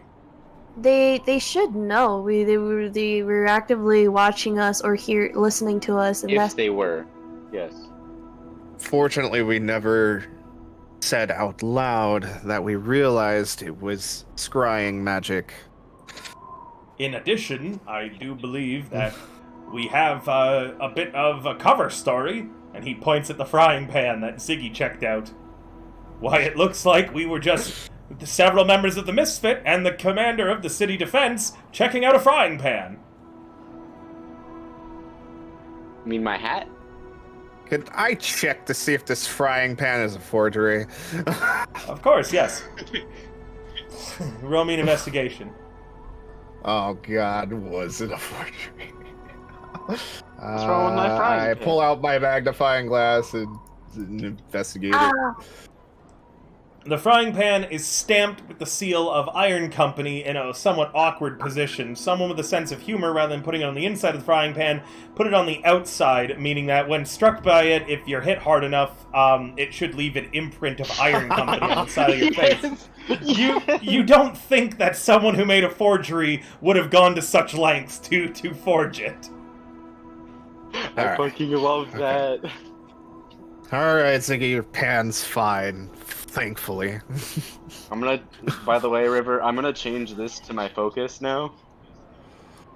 Oh yeah, you can do that, my can't God. you? The pan is now my focus, so it's going to be my weapon and my helmet. Alright. Anyways, Shade. Where were you?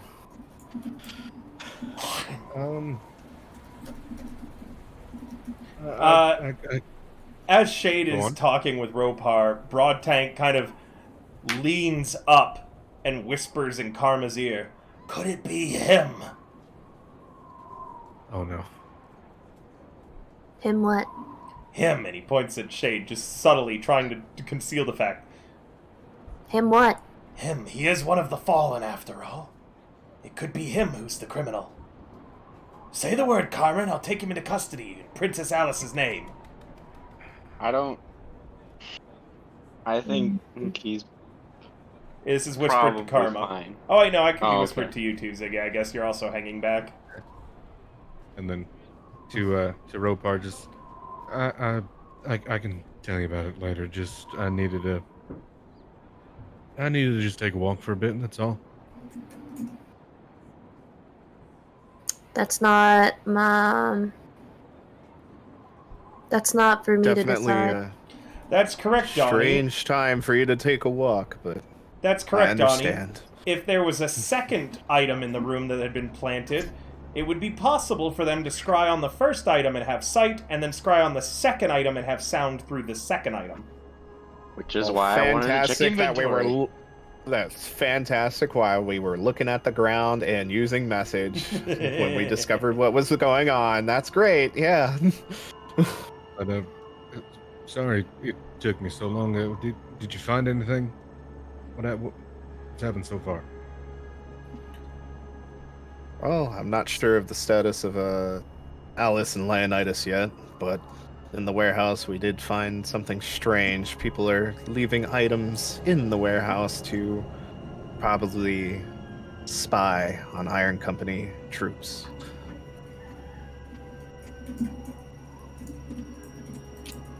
Huh.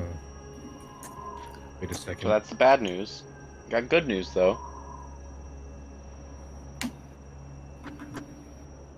Okay, good news. There's only 2 warehouses left that they haven't broken into. How's that good news? Because then that limits their options of where they can go. You wouldn't. I mean, if they two broke options into to go 22 check out. they broke into 22 warehouses, put stuff in it. 23. Yes, but that makes it so we can go to check out the other 2. There's only 2 left. We don't have Chances to worry are about- there's going to. Yeah, they're going to keep hitting them. Yeah. The two left Okay, are we have- one that you actually used. Do you remember the warehouse that you used to get into the sewers in front of the house? The one that No. Mountain Breaker had planned on breaking into is one of the ones that hasn't been broken into yet. Oh. Huh. We'll probably have to get some form of surveillance up. Well, that at least narrows things down a little bit. The other one, as a note, is in Gold District, located very close to the glassworks that you had been to before. Why don't we get back to the base? We can discuss with everybody.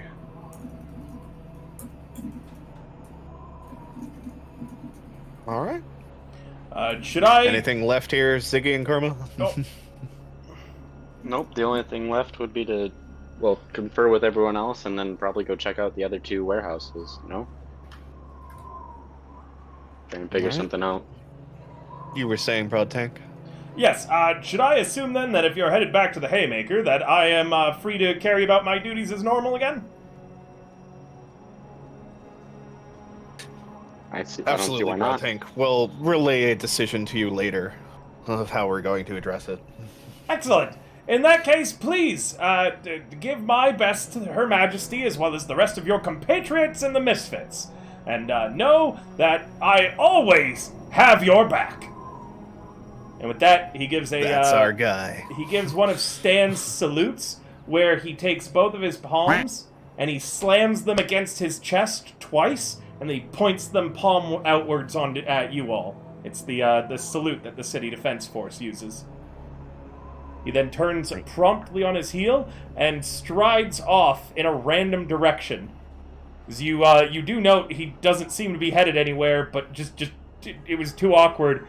Those of you with a high insight realize that he was likely headed in the same direction as you are all planning on going, and he didn't want to make it awkward after saying goodbye, so he just turned around and walked a random direction and is going to double back later. Tag. Hey, Broad Tag. Yes? If you're headed the same direction, you can come with us. No need to worry about that, Master Ziggy. I have very, pressing business, that way. And he points off in a direction, and unfortunately, he's pointing in the direction of the same brothel that you guys had been planning on investigating before. Not that he would know it's over there. Hey, Broad Tag, you can just tag along. You'll be fine. No. Ziggy, no. He has Ziggy, drop it. business to attend to. business. Let him attend to that business. I don't. All right, I don't let's think move along. I don't think he. I Bonk don't the let's think he move slime. knows what's along. over Bonk there. the slime. I don't Bonk like. the slime. I don't think he knows what's over there. Maybe he Why are does. you in support of this? Bonk the slime. And We don't know, awkwardly Ziggy. and somewhat Do we stiffly, really want to know? awkwardly and I don't somewhat- want to know, but I don't think he knows himself. Awkwardly and somewhat stiffly, Store Setter Broad Tank heads off into Iron District towards the red light portion of it, without realizing that's the direction he's going in. Hopefully he'll find his way back to the And off we station go. soon, as you guys all head back to the Haymaker. You He might collide... find himself a mistress over there. You collide with Leonidas, Stella, and Alice's group as they are, headed back towards where they saw you all last. But Leonidas and I are walking significantly away from Stella. There's you a are. noticeable gap. You are in. No, I'm in between you and Stella. I'm staying close Okay. to Stella just in case. Okay, I'm walking far away with a very anxious look on my face. As a note, all of you have seen that behind you, every now and then, a large dog paw print will appear on the ground. Oh god damn it! Oh hey guy. Do we I got notice problems. this? We got problems. You got Wait, problems? can I? No. Do I notice the very large paw print? What's your What? passive perception? I don't know. Mox? Looking on the It's party on the main sheet, page. your passive perception is 12. You do not notice. Yeah, his passive perception is 12. It takes a 13 or higher, so only Stella and Alice, as well as Leonidas, who had these paw prints pointed out to him, have been spotting them. Can I kind of signal to Leonidas to not spill like the whole beans? Yeah. Okay. And one more thing, Stella and Alice, with your passive perceptions, you note a similar pair of paw prints walking directly behind the other group. I shoot Ropar a gaze that's like, I need to say something, but I don't want to say it out loud. I point my finger towards Alice. Go ahead. Is your message thing working? Don't say any words. Just mouth them away from everybody. So I tilt my head kind of down. There's something wrong with Stella, and there's something following you. I look at Stella and look behind us, shuddering as I see the giant dog paw prints, right? No, as you turn behind you, you suddenly see a semi-transparent human face on the body of a dog, as the Yeth Hound is partially there for a very brief moment. I fly back and trip. Big twip. Big fall. What is that? What's happening? I think your guys' mouths are moving. As you're on the ground, doing the thing again, Ropar, the paw prints slowly are appearing closer and closer to you, and then you can swear, inches away from your neck, you feel some hot breath. How do you tap out? Ropar, please. I'll help Ropar up. You help him up. You're right there, buddy. Yeah, I know. It's, Donnie's like, what happened? I missed I hide 3 behind sessions. Leonidas. Right there. Okay. I'm just whispering to myself at this point, not again. Not again. Okay. Well, what did you Stella's guys... still half transparent. Yeah, Stella's a bit, see-through right now. She's fading in and out.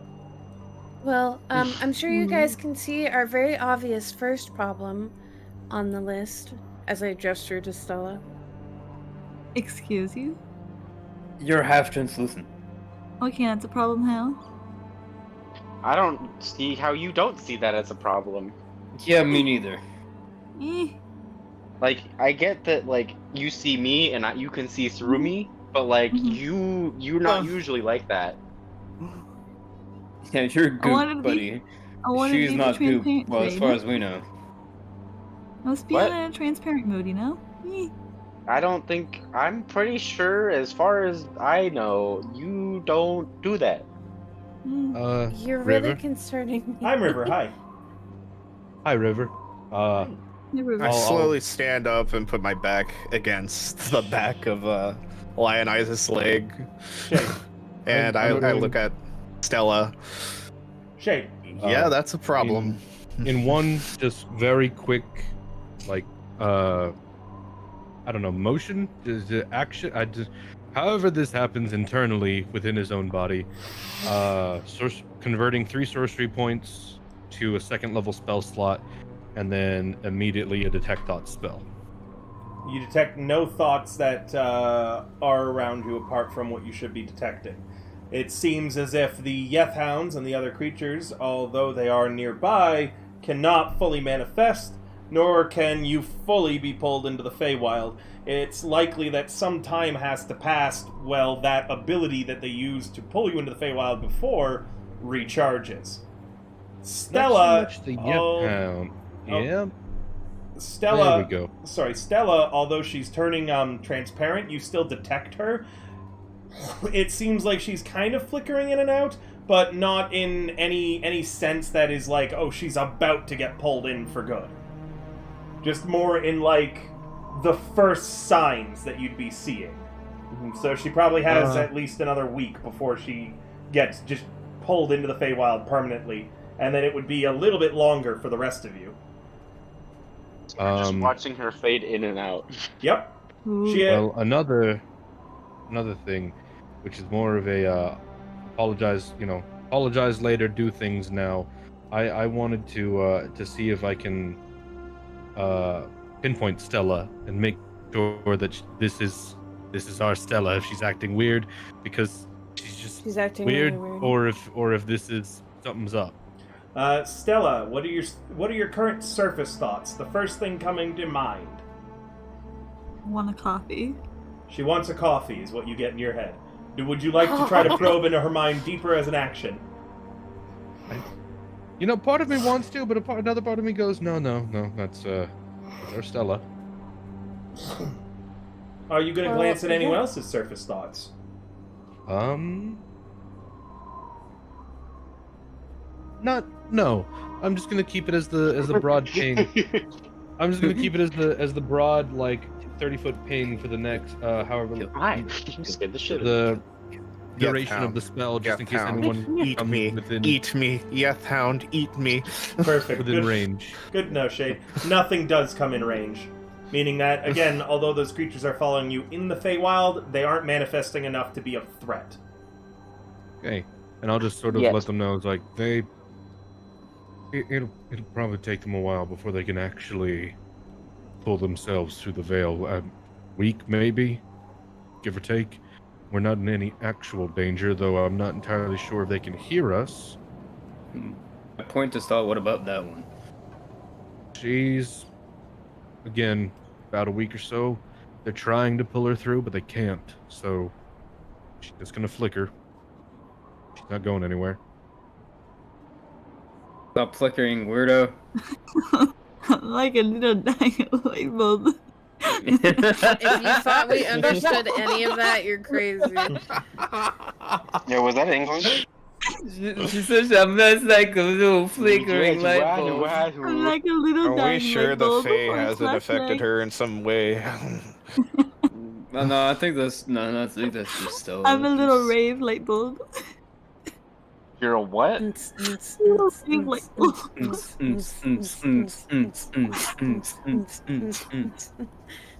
Stella rave. Stop. I don't Stella know rave. if that's... Okay, I don't know how to. Thanks for the encouragement, I guess. So what do we do about the other problem? Right now, we were gonna meet up with you guys, and then I assume we were going to go check out the other two warehouses, correct? Yeah, what did you find out in the warehouse?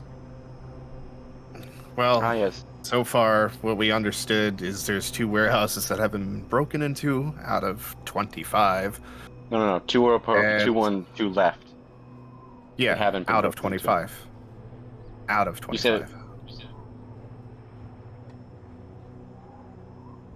Anyways, it seems like people are leaving things in the warehouse for spying purposes.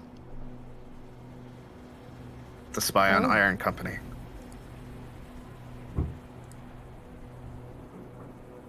We let Broadtank know, but we're going to have to probably surveillance the last 2 warehouses some way.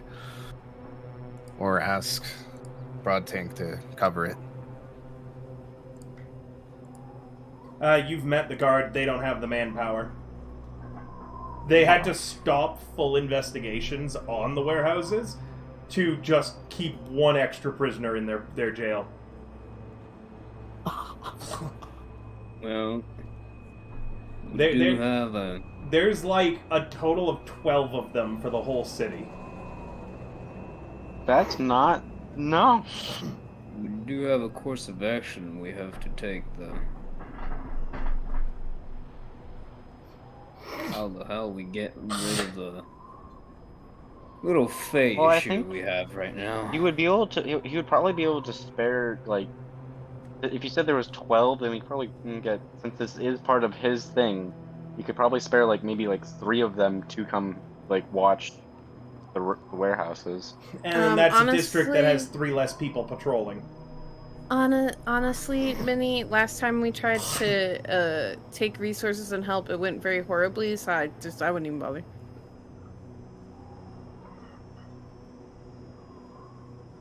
The whole reason you guys were formed as a squad is because they don't have resources. There's nothing. We are the resources. And remember that the guard, the city defense is so understaffed that they can't actually do things efficiently anymore, and yet they're still having people pulled from them to reinforce Iron Company because the military also doesn't have enough people to do anything important. And you guys just recently hired and pulled a bunch of people away from Iron Company and the militia in order to have more clerks to handle the food problem. No matter, right now, Stand is in such a state that no matter where you pull from, it is pulling from someone else's, pool of resources. Until you can get in Hope on High, you guys are, you're at your capacity. If this was, a management sin, you guys are at population capacity and all your workers are busy. Gotcha. So we could just we could split up. Again, I don't like the idea of splitting up. But we can split up and watch both warehouses. The warehouse thing, I'm going to let you know as a DM, you've now discovered enough information. It is unrelated to Granny Knucklebones, and it could wait until you come back. Rope Knuckle, you mean? Yeah. I don't think that... Possibly. Okay. I could talk to Battle Stamp. There's a couple of reasons I would like to talk to him. Maybe I could ask him if he has something to watch it. If not, we're just gonna have to wait. We have more pressing matters at hand. Yeah, I would much rather get the food situation sorted out before anything else. But you have to deal with Granny Broke Knuckle to be able to get the food situation sorted. We got Grandma to which we need to do for points at Ding Dong Stella, so she quits being a disco light bulb.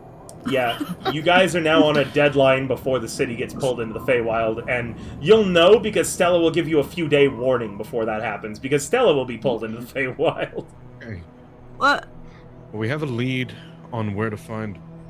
You're like a little alarm clock, Stella. So cute. You just hear screaming from the Beyond. It's just like, and it's like, oh shit, we only got 5 days left. We do have a lead on how to get to the wilds at least.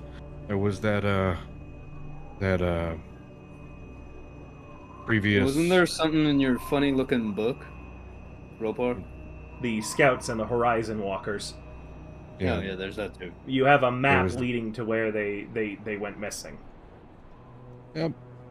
And the memories of a now crazy individual. Oh yeah, you want to? I mean, we should probably check out that crazy individual first. I will, as the DM, let you know you actually already... as the DM, you already had asked if the scout leader, if that insane person would be able to add any more information, and you got that they wouldn't. You have all you need right now to go to where that location is. Oh, I was going to try and run comprehend languages on them, but that won't work, right? No, they tried that. Okay. Yeah, well, I guess we can... Alright, I guess I gotta make a pit stop at Battle Stamp, and we should probably go investigate that scout. Would anyone like to... Don't forget to, you still have the ledgers for the warehouse. Someone should add that to their inventory, so this way when you're back, you can start dealing with that. Ropar, add it to your inventory. I'm gonna keep an eye on... was I pointed to the second paw? Well, hold on. Set of paws or not? As a note, 1 second. I will get... Yes, you were, Mox. Okay. But before that, Ropar's actually the worst person to hold on to it, because if he dies, not only will you lose the inventory ledgers, but then you also won't have his keen mind. He doesn't need the ledgers to remember what's on them. He's already looked them over, meaning that you might want to give it to Karma. Hold on to him. Yeah. Lulu, you take the notes. Put them in the inventory. What? You guys don't want me to hold them inside my Nope. Well, what do you want me to do? Put it in my inventory? Yeah. Yes, please. Inventory list for Warehouse 23. It's Battle Stamp and Broad Tank. inventory list of the ledgers for Warehouse the 23. Warehouse 23. Okay.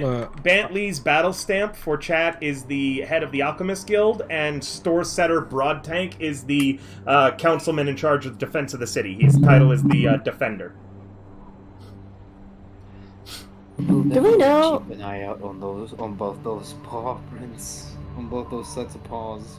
I'll also let it be known, between our encounter with the Fae, Broke Knuckle, and everything else that's happened to this point, I am very nearly tapped on magic. There's not a lot I can do left. I can maybe pull enough together to read one more mind, or get off one decent spell if we get in a fight. But as of today, I'm kind of out. It would be wise if you took a rest today, slept one more day in the Haymaker, after using the rest of the day today to prepare supplies for your expedition. The scout map, someone's going to need to read it and actually chart a course through the Underdark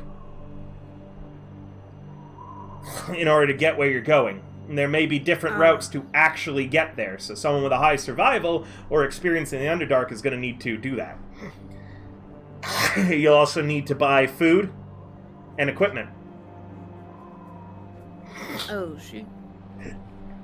Food, equipment. God bless You okay?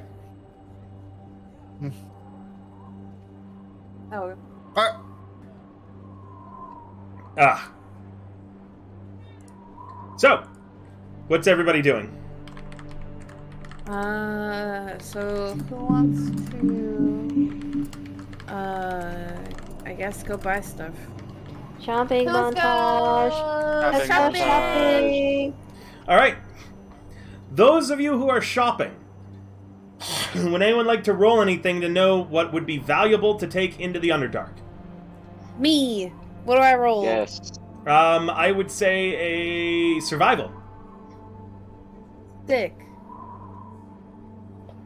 Alice. Fox. The Underdark is an extremely dangerous place. There are a lot of just undiscovered things or changing chambers, and even worse in it. It is almost a different plane of existence with how strange it is. Hey. There are lots of caverns that you're going to need to explore. Some of them could be submerged entirely in water. Some of them could require you to climb. Some could be covered in plant life like mushroom spores that are dangerous to come in contact with. So any sort of gear that you could think of that would help you traverse difficult or strange terrain is recommended. Secondly, not everybody in the party has dark vision, and there is no light in the Underdark, apart from occasional natural sources of glow shrooms and other things. This puts anyone without dark vision at an extreme disadvantage. It also means that any sort of prolonged source of light can be extremely noticeable. Some of the highways of the Underdark are a series of crisscrossing bridges of stone through massive caverns, meaning that light in those areas has a chance of giving your party away. So a hooded lantern would be a great purchase for each of the members without dark vision, as with just interacting with the environment, you can quickly close the shutter and turn out the light. Okay, so we need hooded lanterns. Thirdly, although some of the passages are going to be extremely wide, I have dark vision. some of them are going to be extremely narrow. So anything that can get you through a narrow passage could be helpful as well as making sure that your gear isn't too bulky per person, that someone is carrying too much shit that they can't pass through some narrow aisles.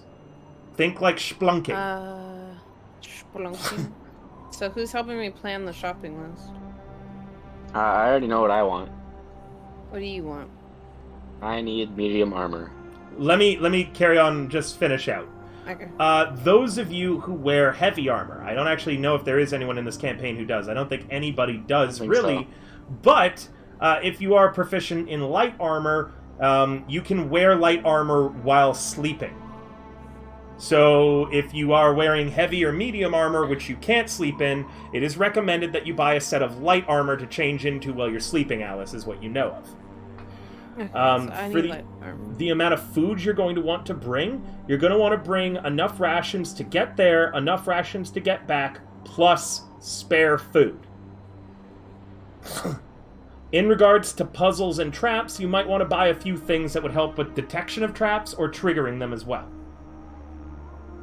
There are a lot of poisons in the Underdark, so anything combating poisons, antidotes, things like that, very valuable. Let's see, what else? Dime skills and traps. I think. Additional maps and mapping supplies, so you don't get lost. I've got paper. Thankfully, Ropar is a working compass, so he's very, very good at not getting lost. Lastly, you could always talk to the scouts and try to hire. That's why I've said that the Underdark is where the slimes came from originally, Sly. So what was I saying? Fuck. Hold on. I forgot what was the last thing I was going to recommend.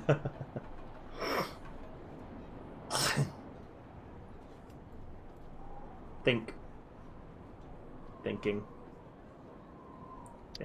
That comment just made me think where Ziggy said that would require me dropping on my stuff, that he would have to take a little slime poop before he scooted through the gap. Alright, that's all I can think of right now. Does anybody need and or want anything that, like, who isn't going to the market but wants something? Or is everybody going shopping with me? Well, I'm gonna meet with Battlestamp for a bit. I'll go with Ropar since everyone's with. Oh, I remember now. Okay. You could also talk to the scouts and see about hiring a guide if they have anyone free. It would be expensive, but you get an NPC that would be able to help you with survival rolls and maybe be able to give advice on the way. Alternatively, you could also hire some porters to carry extra additional gear with you in case you find anything of value that you can't carry on your persons because of weight limits or needing to go somewhere dangerous and you don't want to take the items with you for fear of losing them.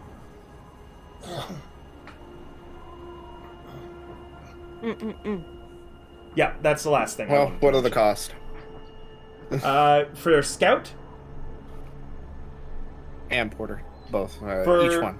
For a porter that's unskilled labor, you're looking at about 5 silver a day. More if you want them to have like a little wagon or cart of their own. For an actual guide, much more expensive. You're looking at 10 gold a day. Ooh. Well, we'll definitely want a porter with a wagon. But what do you guys think about guide?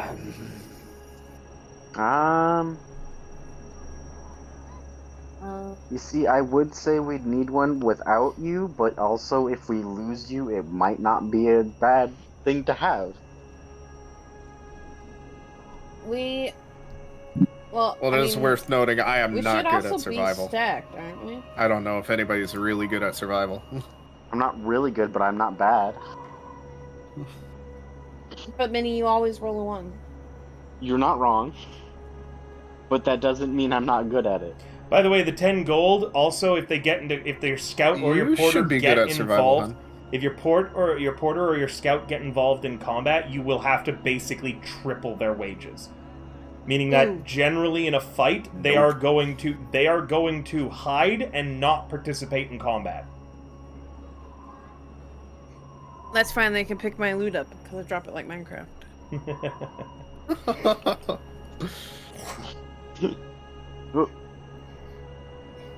The scout has the advantage, too, that they will come with their own sets of gear, so you won't have to purchase anything for them. The porter will not.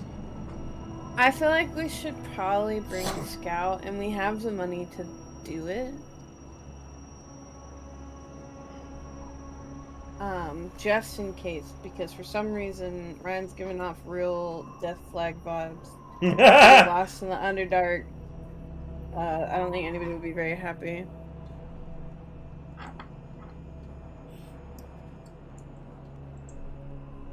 Hey now. You're an all-star? Anybody is like super cool to chip in any of their ideas. By the way, no, we need antidotes. You do know your visit to the scouting lodge earlier too. Some of the scouts will waive their fee if you take on the completion of side quests related to their goals or their missions that they have. But that's time that gets taken off that ticking clock right now of the city getting pulled into the Feywild. Yeah, we don't really have time to do side missiones. And you already have a detour from the scout commander where you have to find the missing scout as well. Yeah, so I might just I'll just take the L on the dollars. Or could we promise them that will help with whatever as soon as we deal with what needs to be done? In our party inventory, there's 2,000 gold, and I have 80 on my person. I don't know how much everybody else has, but we... Sure, I only have like... Got like 15. But in the party group fund, there's 2,000, so we're probably gonna just have to scoop into that a little bit for resources and for a scout. We don't get a pretty hut, but we'll at least live another day. Thumbs up.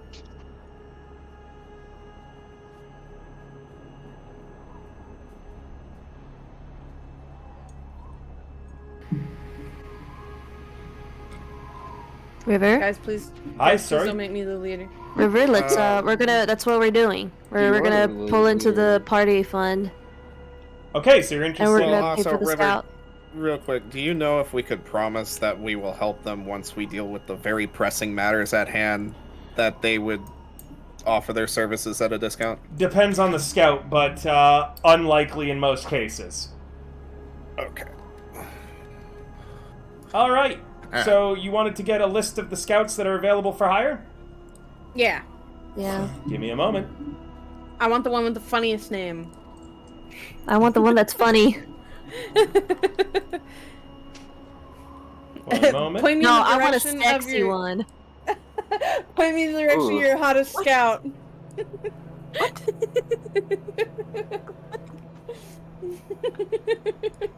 Oh, Wait, she's no.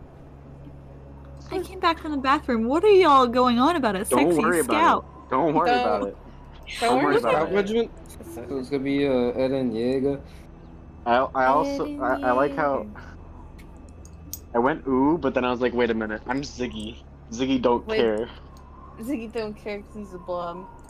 Yeah, and Blob don't give a fuck about what you look like. He don't procreate. Mitosis. Am I not enough for you? Yeah. So one of the guides catches your interest already, as there are several council members. Oh. That are willing to work as guides to the Underdark. The first and the most notable on the list is Nogany Mindflayer. The orc. Name. So, it's the orc. Yeah, Shade. There is a dynasty, the Urtron dynasty, and their clan and culture is based around. You have the last name of the thing that your clan is based around killing. Okay. The more dangerous. Yeah, I knew that was going to scare you. The more dangerous the thing it is that is your clan's focus, the more higher ranked you are in society. I like that one. I like that one. That one. For Underdog, that one. However, like that one.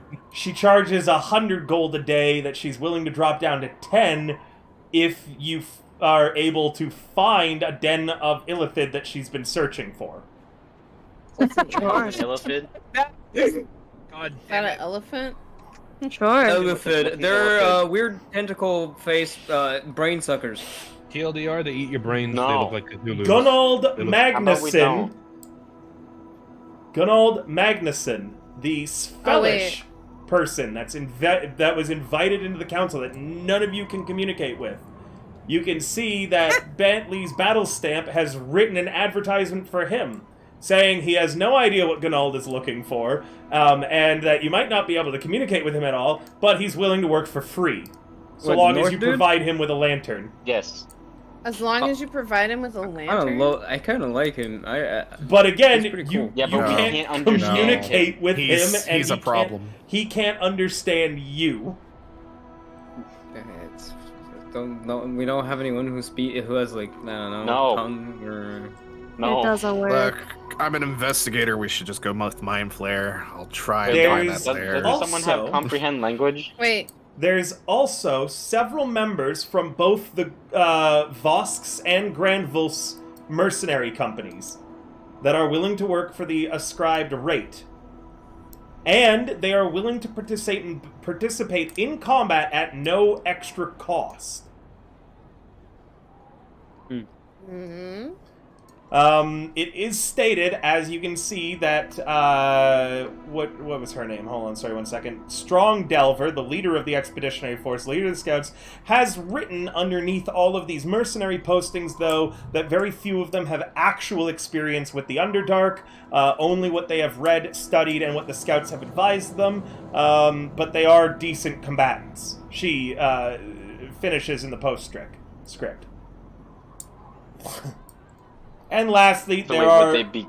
there are several regular scouts. So I'm wait, digging would they that. be good guides, or digging- would they not? I'm digging the mind flayer, lady. So to let you know, That Nogany Mindflayer is obviously a specialist, as is Gunald Magnusson. They both have their pros and cons. Anyone from Vosk's or Grand Wolf's mercenary groups are very good in combat and will do so at no extra cost, but they're not going to be able to help you as much with the survivalist aspect. And then the scouts are very good at the survivalist aspects, but they aren't going to engage in can't help you combat with combat. unless you pay them more. Well, okay, so our fear is that something happens to Ryan and we can't get out. So as cool as it would be to hire a dude to fist fight a man, we should probably hire a scout so we don't get lost. indeed.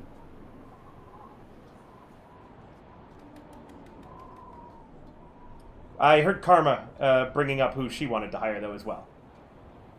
Yeah, that's why I was waiting for like a counter argument. Go ahead, Karma. I don't really have much to say other than I'm leaning towards the mind flare lady. Okay, well, I'm 100 leaning gold a away day? from We have the to pay mind her. flare. We Yeah. have to pay her more to fight. We Mind have No. No, it's we have included. the we have the money. Yeah, and her cost for engaging in combat is included in her 100 gold a day. But that is there and back. You haven't figured out how far of a journey it is yet. It stands to be a decent amount of money. Yeah, okay, so keep in mind, Lulu and other friends who are thinking about this. We still have to buy gear, we still have to buy potions, and we still have to buy food and get there and back. And if something happens to Ropar, she cannot get us home. She will be just as lost as the rest of us. So, as cool as it would be to hire a combat Man, what you lady- saying happening? Nothing's gonna happen to me. 8 seconds ago, you were a coward. What happened? Where are you? Well, Roparo's got PTSD. we can A Yeth town, right? Have a To eat me. Leave me we can alone. have a decent Ropar supplement by getting copies of the map done and a couple extra compasses. That way, if something does happen, we can do our best to get out because we don't have to rely just Yeah. on his mind. I do have paper. Honestly, And- though, As we a the can note, fear Alice, is... Alice, Yeah. for Alice and Stella have very high survivals and a lot of skills for navigating the wilds, including the Underdark. So, yeah, we wouldn't. Need I to think we need rely- somebody that could fight. We wouldn't need to rely. Honestly, my completely fear on- is... What? Go on. I want to hear your fear. Oh. No, my dad came in and stared at me and I lost my thought. Continue. Oh, well, I got sucked in on the fear. Now I've, Tell us your Oh. fear. I was gonna say, like we can supplement Ropar pretty decently if something were to happen. I feel it's important, although we are quite the fighting force. None of us really are that proficient at fighting things down there. And although she's mostly her family name is beating the shit out of Illithid, out of Mind Flayers still live in the Underdark, which means no doubt she's probably fought some of the other stuff down there, so she would know the tactics a bit better and how to stay a little hidden and away from those things, or the telltale signs to look for, so we don't accidentally stumble our way into something we're not ready for yet. I could also offer to help her to find that lair at some point. I'm pretty good at picking up trails. As long as you guys think the money will stretch and still buy the supplies. How about that? And then I will agree to all terms of service. Well, apparently as long as we promise to help her find this Mind Flare lair, Illithid lair, she'll charge us 10 gold a day. Which isn't too bad, but then what about our time? What if Stan blows up? All the more reason we should bring her. We need to get this done, and we need to get it done fast.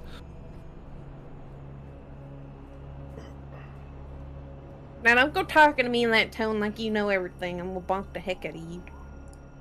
Oh, hey. There's Alice.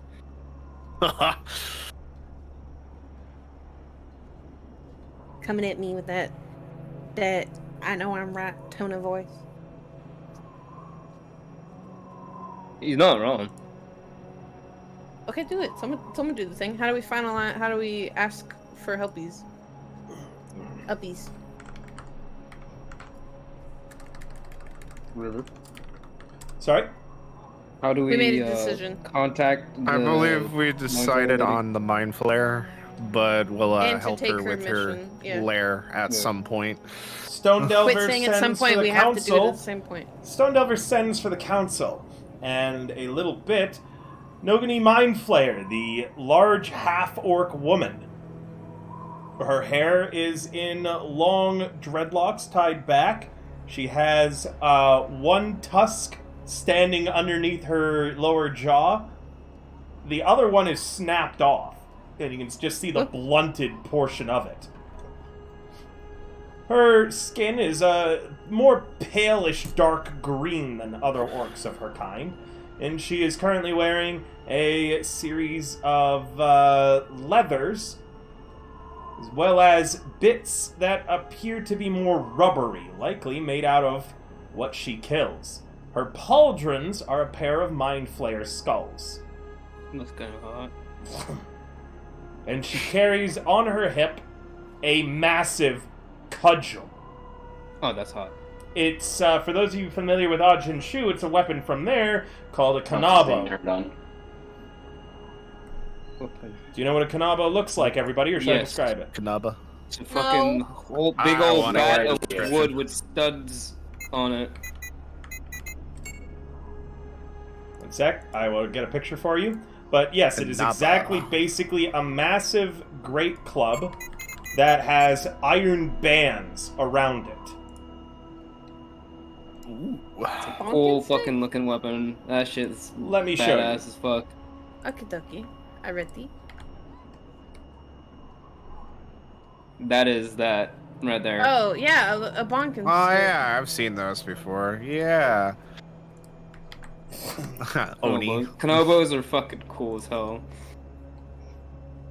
I never knew that was its name, though. Yeah, I've seen that lots of times. Hers is huge. It is massive with iron spiked bands around the whole thing. Looks like something pretty good for crushing heads. I literally, like, say it out loud. That's hot. If you guys wanted to look up what this weapon looks like, it is spelt as follows. What's hot? Ziggy. Her Mind Flayer. Do we know if there was anything off about her in the last meeting that we were at? Because she was there, right? Yeah, she seemed to, roll me an insight. Yeah. I don't know. Kara's gonna be like, anyone have a bigger? Anyone I wanna? check her hand. Anyone wanna help me, please? Yeah, me. Be with what? Me. I hold your Death hand. by Stew. Death by Stew. Yeah, Karma, with an 18, you remember that she seemed to find all the infighting and bickering interesting and amusing, and partook in almost none of it. She doesn't say much, she just minds her own business at the council meetings. She's not actually part of the city council, but is invited to sit on the meetings as a person of interest and an advisor. By who? That would be Hammerhand. The mind is willing, but I check her hands. Spongy. You look at her hands, and you don't see an extra knuckle. Good. Someone should hold Ropar's hand soon and get it all out of the way. I'm not holding Ropar's hand ever. Oh, So- Wow. He's my little buddy. He's my little buddy. She You says, don't like his extra knuckle? Princess Alice and the Misfits, huh? You all called for me. We got a Well, little. You She have an casted it- impressive they rap ca- sheet. They casted intimidated. I That I do. As part of the clan of Mind Flayer, I've studied the Underdark extensively and been on many expeditions. There's no one better to see your party through. My only request, as stated, is that we find a den of Mind Flayers that I've been looking into. Outcasts that seem to have separated from the main host of those assaulting Stand. Mm-hmm. Well, I can definitely try and help you out with that. As long as you beat them, not me. I'll help you I'll fight. be expecting all of you to pitch in, the same as I'm fighting your battles for you, you're going to help me. I'm more than happy to help with that. I'm confused as seeing what's hot here. Shut up, Ziggy. I don't think. Ziggy. I think she's normal temperatured for a person. Ziggy. Shut up. Yes. No. They're Thank you, saying fellas. she's sexy, and they would smash What's her. that? You're gosh darned right I'm sexy, she says. I wasn't What's talking to you. No, I wasn't No. talking to you. Just saying she's Have you like- seen these Lioness' muscles? mind is just like, yeah, Perfectly she is, sculpted. Perfectly What is this sculpted. word you guys are Much using? like my mind, as I'm steeled and prepared for the battle ahead. So, 100 gold a day. How far are we going, and how long is it going to take? I just want to dab up Leonidas. Just we get it. Yeah. I'll refund my Good fee man. once we find the Mind Flayer den. Okay. We're Do we know how many days it'll unsure. take based on the map that we've Can already I been roll given? something? Yeah, survival. Or you Okay, could have I'll her roll take a look survival. at it, and she could chart a course. I'm gonna roll the survival, and if it fails, she could do it. With a 13, you examine the Yeah. map. It looks like there are two different routes, Oh Jesus! from what you can see. One is a route that is slightly higher in altitude. It avoids a lot of what's been marked on the map that you were given as Underdark Drow and Dwergar territory, meaning that the upper road has less of the enemy forces attacking Stand. It also looks like it would be a little longer, but it's also marked that there could be more dangerous things. The scouts haven't charted that course entirely. Taking that route, it would be 3 days there and 3 days back. The alternative route dips further down into the Underdark, and you can clearly see that there are areas that you're going to have to fight your way through as they are controlled by the Drow and the Dwergar. Because those roads are more traveled by Drow and Dwergar, though, you're less likely to come into monstrous creatures and more likely just come into the kinds of fighting of the same things that Stand is up against. You can even see that there are some Iron Company deployments in those areas. So you might be able to get some assistance Rest for areas. Yeah, rest areas and some help. However, that route is significantly longer, and it would be 8 days. 5 of which are through enemy territory. We don't have that kind of time. A week in Hasalia is 10 days. Ah, okay. So you would have time to get there with 2 days to It's spare. probably more like, if we give her 800 gold, will we still be able to buy supplies? Or she'll refund it, the difference in her fee once you find the Mind Flayer Den. Whoa. It's Yeah, also but, more Yeah, likely... we have enough gold remaining. Yeah, it's also more likely that the Underdark's lower paths, likely Nogany Mind Flayer lets you know that route is more likely to take you near the den that she thinks is around. I will tell her. Yeah, okay. So she knows which route to Can't take. do that. Sorry, guys. I cannot do the dog ear toggle. It doesn't work right now. Lulu still needs to update my model. So if you guys can, if a mod can refund Minnie his points, I'd be greatly appreciative. It's my favorite toggle. So we have to take the lower path. You the don't route need for to. Her quest? You don't need to. It's just more likely that Higher you... path? Minnie, I'm not going to bark right now. Sorry, I'm trying to do my best to explain some complex Minnie, can stuff. you not be weirdo for a second? Minnie. So, the lower path is more likely to take you to where the den is, she says, or at least the area to start searching for it, with less of a detour. But she's let you know she's okay dealing with the den on the way back. Oh, so we should do that then. Right? Well, then we'll have. It's like on our way in. Aren't we dealing with something, else after that?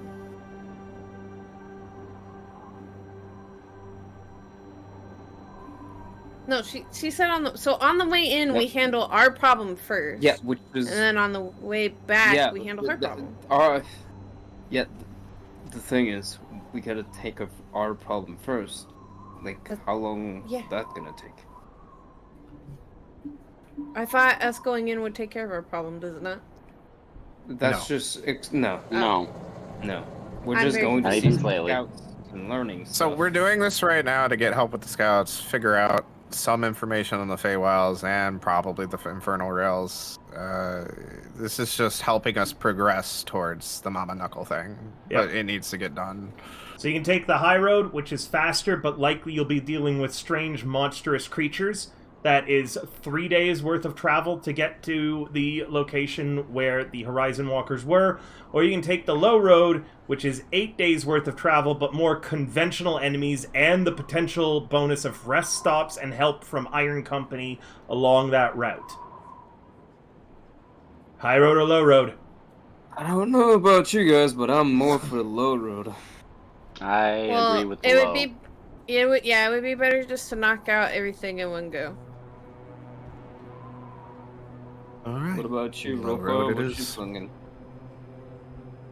It sounds good to me. Shade? I'll be honest, I for one vote for the quicker option, seeing as we're on a timer, but you're not wrong. It's probably a good idea to can get take- a couple things. It's probably We can take good the idea. quicker route on the way back. Yeah, it's probably a good idea to knock out a couple things on the way in. What Let's about hear you, from Karma? everybody at the table. Yeah, Karma. Yeah. I'm fine with whichever. I honestly, whichever is the safest too, because we do have Alice. Well, that'll be our mission, guys. That's our job. Our main one is to protect the princess. Yippee! Ziggy, Stella, what about you two? I was eating. I'm muted. Sorry. I'm a genius. I was eating. I agree with Lioness with the taking the low road. The low road sounds like it could be good. Oh no, I'll probably dip out because, flickering light bulb. Oh yeah, we do have that problem. Oh yeah. Well, from what we observed, she'll still be here. But will I If be able to help we you? stay on is the schedule. question. If we stay on schedule. Okay. Shade, do you know if Corvus finds this? She will be. Alrighty. I guess I'll turn to Nagni Mindflayer and say, we'll take care of your expedition. At the same time, going in and then take the fast route out.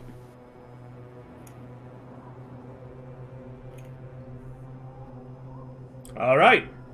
Well, I'll see you through safely.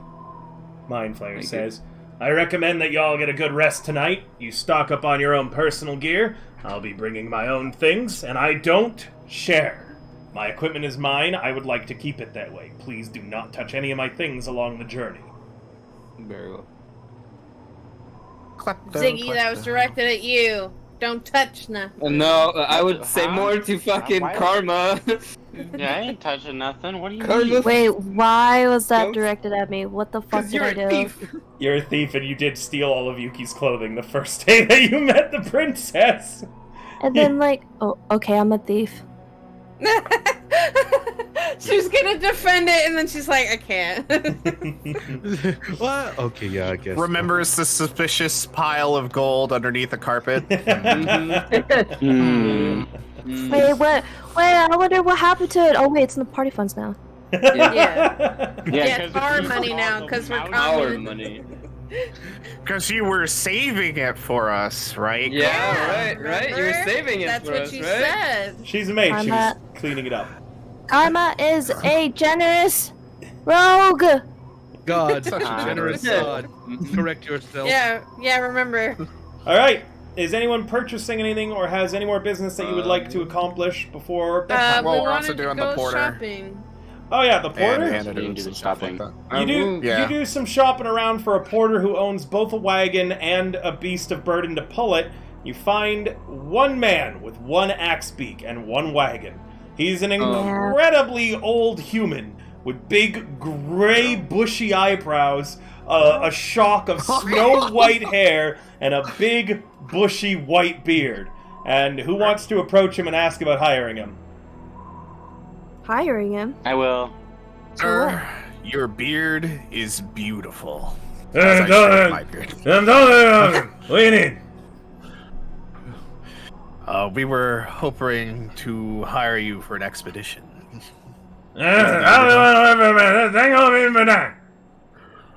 What? What? Does anybody understand what this man is saying? It's wrong. I think Nothing's he's had wrong? one too many of Lioniz's favorite drinks. Is that right? Look, I don't have a drinking problem. So you shut the fuck up. Can we just pay you for your axe beak and your What? cart? Call it a day. Wait, you gotta buy it on me. Yeah. We want to know if we can just pay you for the axe beak and the cart. Give you enough money to get some rations. Call it a day. Actually. I'm gonna win.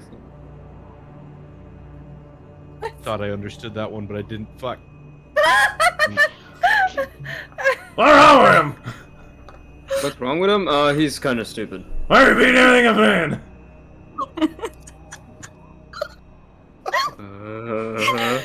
Never mind. I'm also stupid. I don't know what's happening. What is? Do you guys understand what this man is saying? No. Hang on there. Is your mouth like shut? Like, are you mumbling? Here, I got this. I cast message. Oh, yeah, that works. Like, And then in his mind, he also speaks like that. What are you sending him? What are you sending him on the message? we'd like to either hire you or to simply pay you for a cart and your axe beak. Well, no thanks. Hire me. I'm not gonna sell my handmaid to you.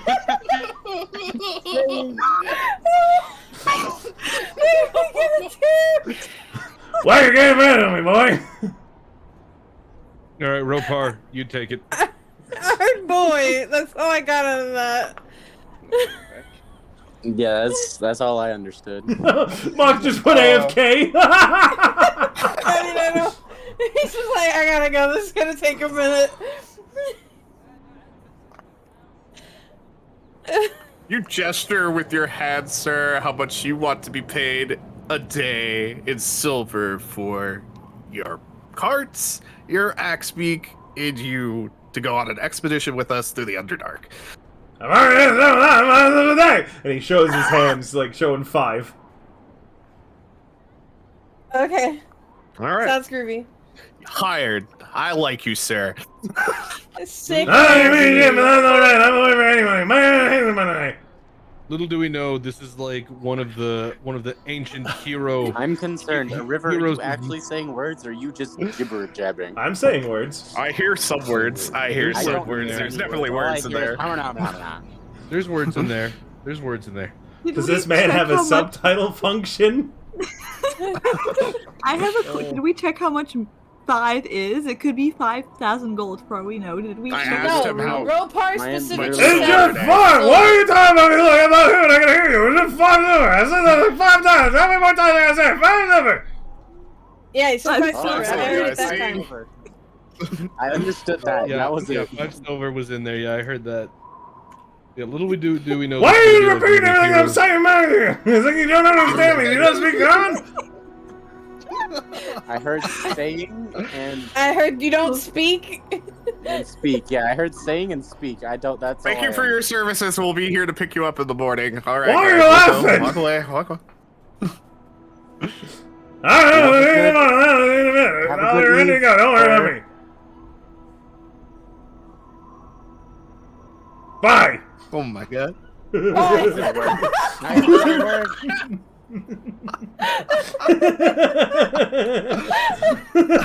I almost wanted to cast comprehend languages there for a second. Jesus. I mean, you could have. We're going to go take a long rest right now. Well, no, we're not taking a long rest because we have to buy stuff first. You guys still haven't let Well, me yes, go we will. shopping. We're Yes, also but we going will to take a long rest. That's the point of what I'm saying. Yeah, After no, we he's go right. I should shopping. have discovered. You should have just done it. Yeah. And speaking, Well, I Yes, like right how he now? sounds. Mans was speaking bah humbug. I like how he Now? sounds. I can still hear you, you know. I heard that one. Start now. All right, shopping, guys. Yippee! Armor. All right, and you've hired an old man Actually, who's... I did. Did anybody get his name? He did say it. No. You Can I guess? can guess. Can I guess? Yeah. Oh, he was a Edgar. human. It's probably like Edgar. I don't know. He sounds like an Edgar. His name is Edgar. He sounds like an Edgar. All right, you've named this man Edgar, I suppose, without asking him what his actual name is. Hey, Edgar just walks up to do it in the morning. No, that would be great. You know I'm going to do that, Ryan. You know. Eddie, my boy, what's up? Come here, All right. Eddie, what's up? Shopping montage. You guys can now purchase anything in the player's handbook at 10 times the price that is listed. What the Including fuck? the rations? Including... how Oh, no, do- sorry, you're right. The rations are Yeah. 20 times the normal price. What the fuck? Do you remember that me? mission? Do you remember that mission when I said Gold District was price gouging? Yeah. Yep, you haven't done that Yeah. mission yet, so here are the prices. Where do I find a list of stuff to buy? The Oh, player God. handbook, honey. Well, I don't know how to get to that either. you think I Google, guys. Player handbook. Just tell me what you want to buy, and I'll tell you the price. Or you know, Let's like start- one of the let's fucking start- many modules we let's- downloaded in let's your start- library. Let's start with... One second. You could go ahead and say that, Karma. We have the D&D It's player totally handbook in 3.5 in our beautiful I wish I had a second monitor. I library would have modules, guys. I would have seen that, Karma, if I had a second monitor, but I don't. I'm really sorry I didn't notice the Discord message until now. All right, let's start with Karma with shopping. What do you want to buy, Karma? I already have a hooded lantern, so I think all I need is food. Do I have remember, 80 gold. do remember Yes. that you have a very unique trait. For while you're on this journey, every night that you sleep, and you know it's going to be a total of like 8 times that you're going to get a long rest, or even a short rest, you can change your proficiency to other kinds of toolkits and such like that. Meaning, you might want to buy some toolkits, even if you're not proficient in them right now, just in case they become handy on the road. Okay. I was actually going to ask if that proficiency also applies to like survival stuff. Yes. Yeah, Okay. you can legitimately just call in a ghost to give you proficiency in anything. like legitimately, it's one of the coolest abilities in all of D&D, I think, because at any moment, if the party needs something, you just pull a ghost up and are like, "Hey, I'm calling a friend. How do I survive in the Underdark?" Yeah, I feel pretty cool about that. Would you like a list of things I think might be useful tools to bring? I would like to. Yeah, So, that would be nice. You could bring alchemist supplies if you wanted to purchase those. Brewer's supplies if you wanted to keep everyone's spirit up by brewing alcohol. Cartographer's tools so you can keep your own map of the Underdark. Just looking at other things.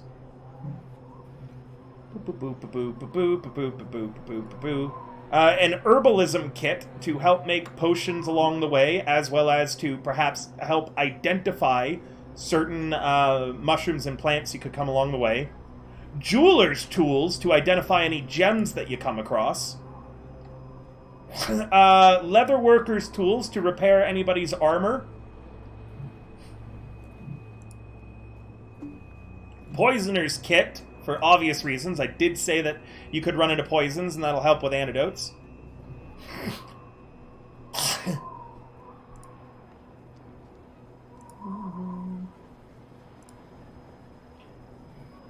You already have a set of thieves' tools, right? Yeah, you should. Tinker's tools or Weaver's tools could be helpful as well. Does that also... Oh, wait. Tinker's tools?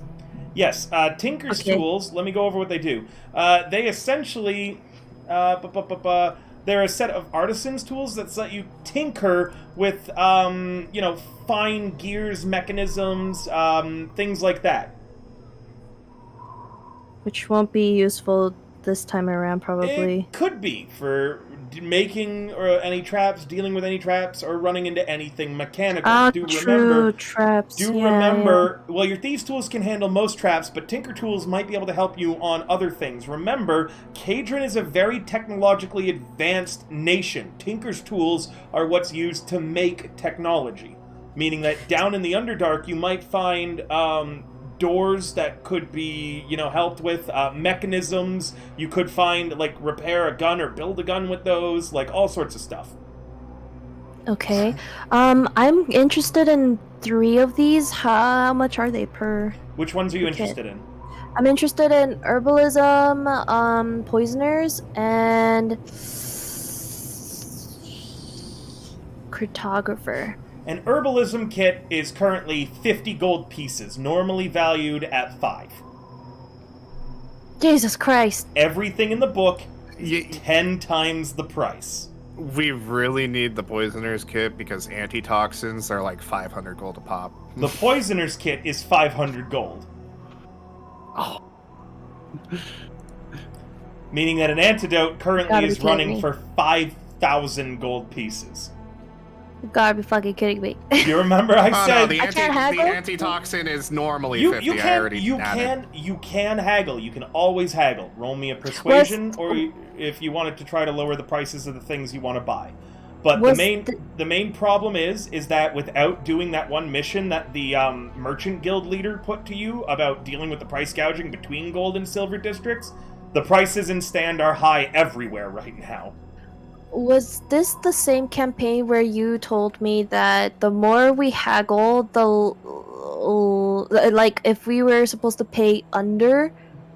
No, or is that Stolen Valor? That's in Stolen Valor. The economy and culture of haggling in Ajin Shu, Okarano at least, their whole culture is that the merchant tries to convince you to pay less, and it is the seller's responsibility to pay more and to figure out a price between them so you don't offend the merchant, while also playing up this whole social chess between the two of you. In Stand, it's a lot more simple. I say please very, very softly. And Alice, as a note, if you didn't want to be nice to the merchants, you can just requisition shit. You can pull rank and commandeer, like, their supplies and shit. It won't make the merchants happy.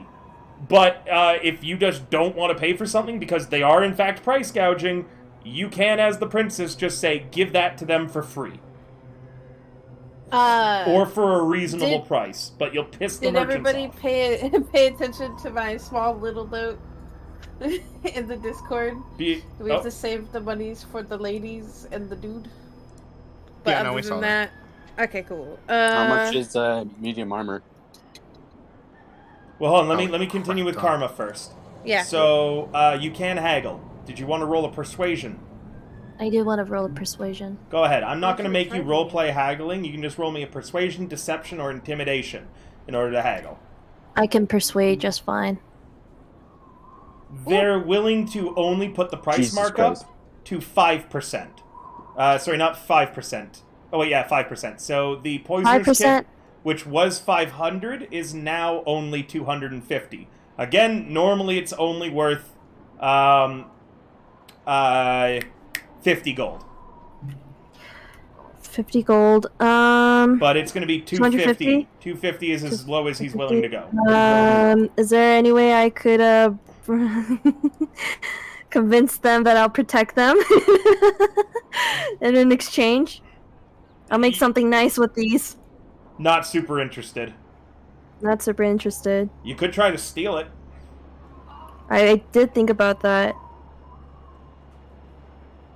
What does the merchant look like?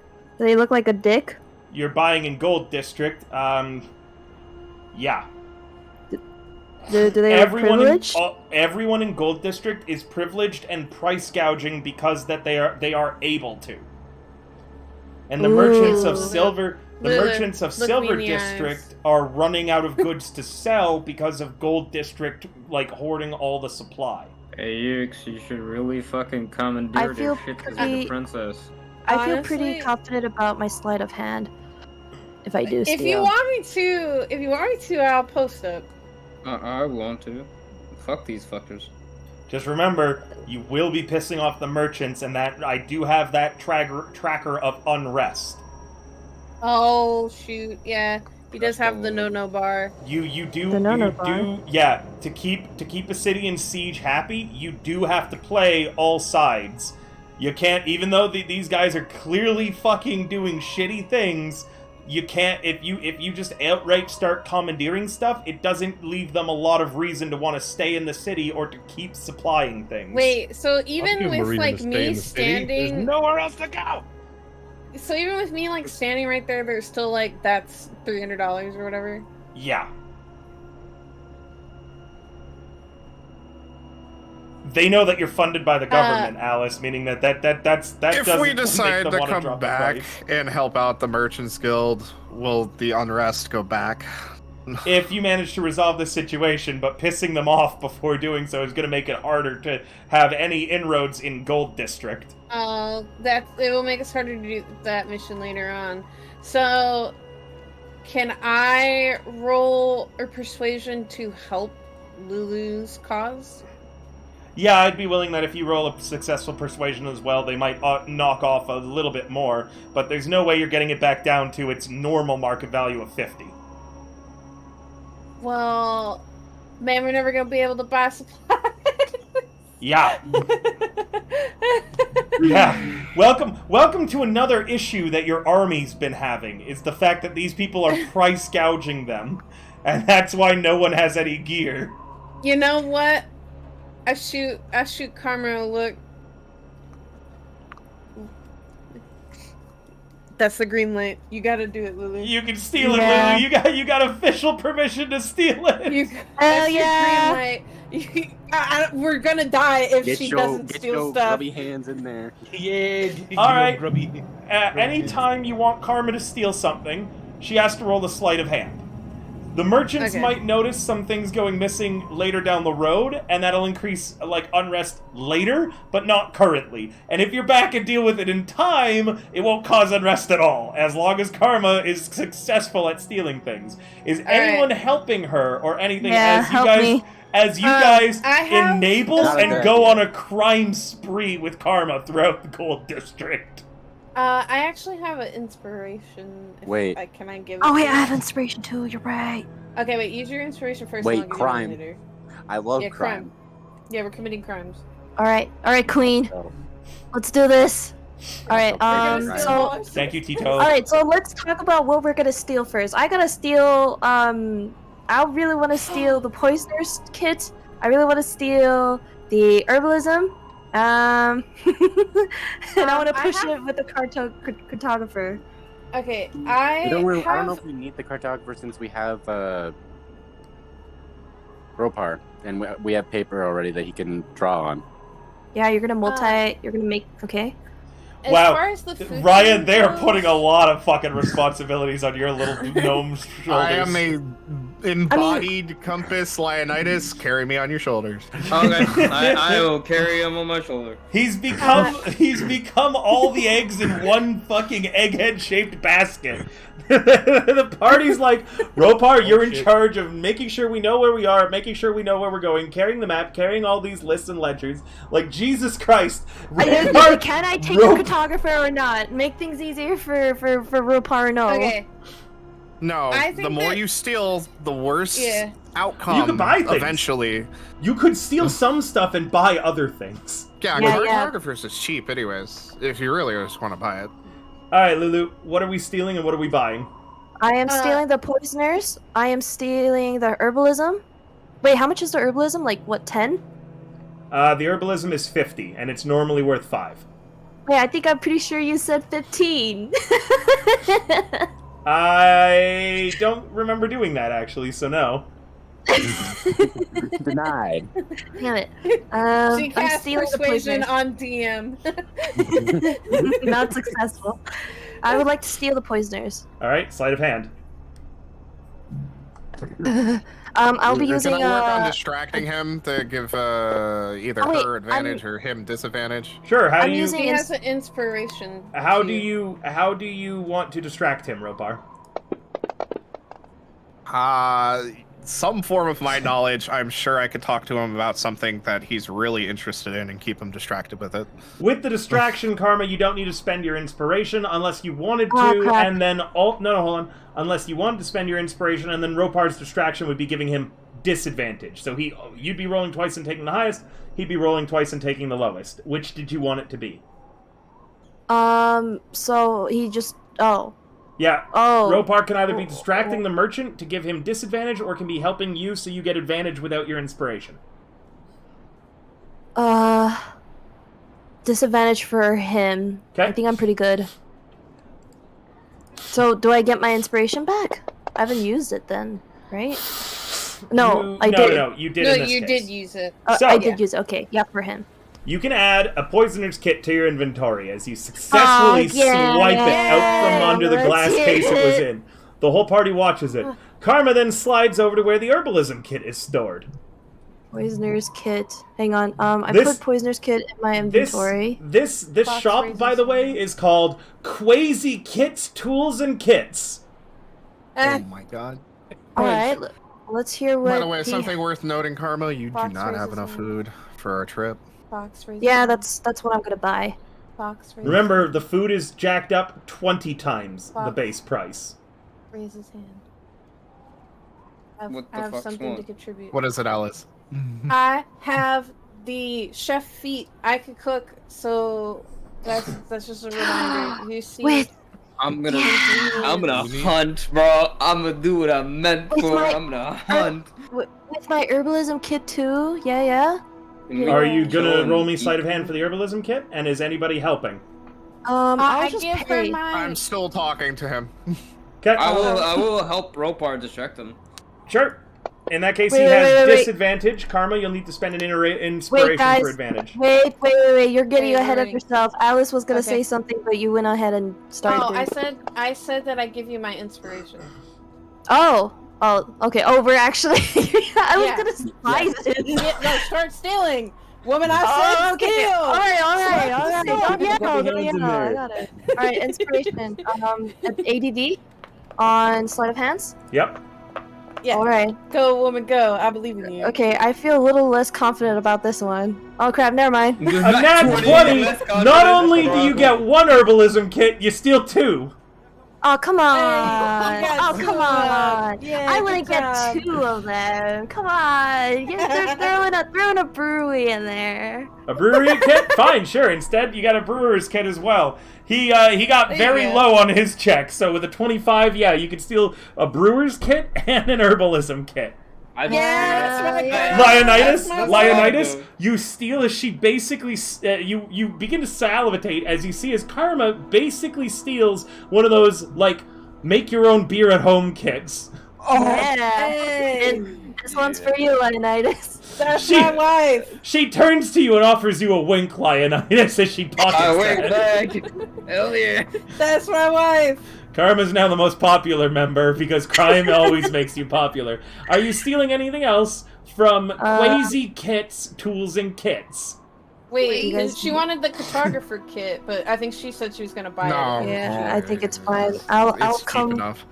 Yeah, I'll Yeah. come by We and have- steal it next time. So what's kit did we steal in right now? Like So total? you've You gotten got poison, Brewer's herb, and brew. Brewer's Yeah. supplies, a poisoner's kit, and an herbalism kit. All of that, Lulu, you can add to your inventory. Wait a minute, I should have taken alchemy. Fuck. Did you want to go back in and steal another thing?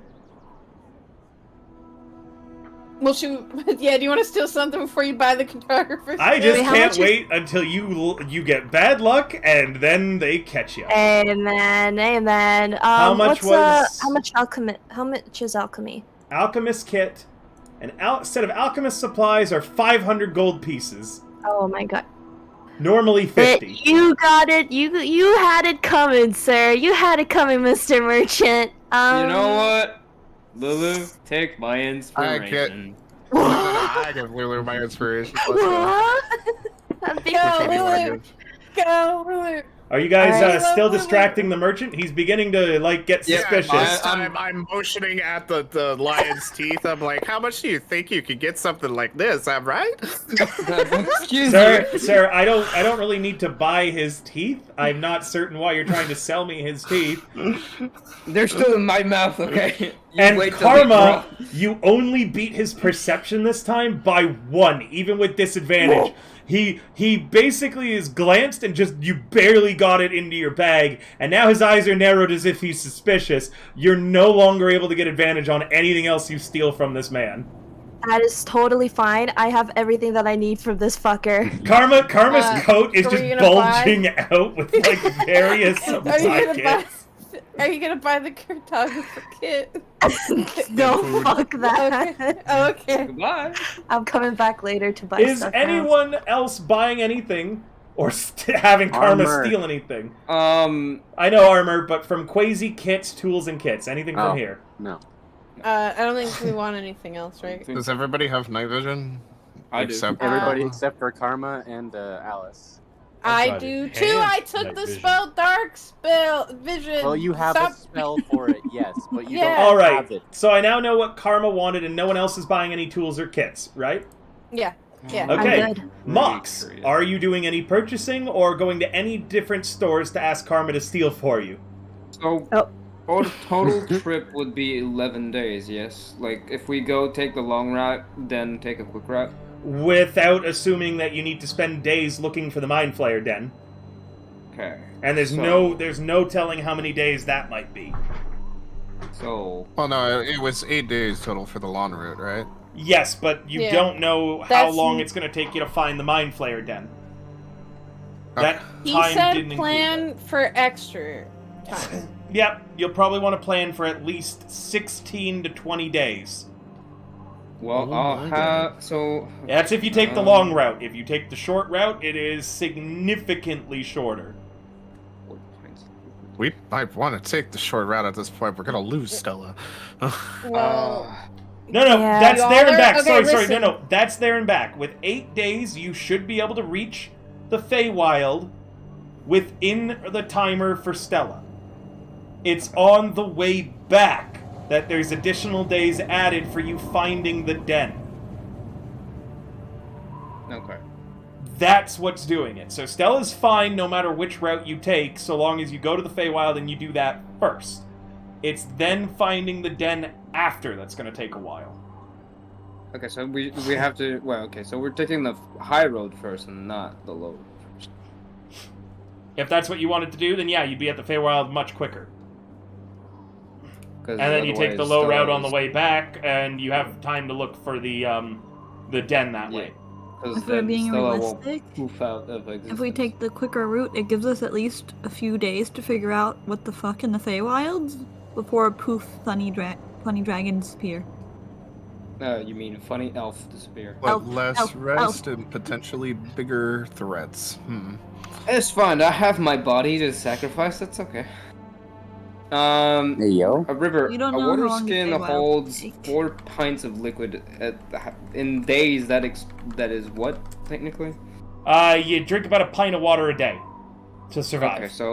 Okay, so that's 4 days. So I would need to buy. Well, first of all, fill my water skin and then buy 2 more water skins. Unless you can find water on the way, yes. There are. Hey, thank you so much for the follow, Baka Mitai TV. Baka Mitai. Thank you so much. So they're currently planning for an expedition into the Underdark. There are water sources in both roads that you can see. It looks like I will buy first of all refill the high road. Hold on. Mine too. The high road apparently passes underneath an underground waterfall, and the low road passes by the lake that waterfall falls into. Okay. So you will be passing a water source at certain points, so you don't need extra water skins. Drinkable water sources. It is marked as drinkable, yes. I will buy 5 days worth of rations. Sure. That is going to be a total for 5 days because the prices are jacked up by 20 times the normal price. Normally it's 5 silver. Huh? No, never mind. I didn't say nothing. Normally it is 5 silver, so what's 0.5 that times would be 20? 2 gold. Yeah, wait. That would be 10. No, that would be 10 gold. 10 gold, yep, 10 gold for 1 day's worth of rations. Oh, that's going to be 50 gold for 5 days. Alright. It is a ridiculous price. Is Karma stealing any food, or is Alice commandeering any rations? No, I'll pay it. I'm not allowed to commandeer. I'll pay the 50 gold. Alright, you pay 50 gold. Karma, are you buying any food for yourself?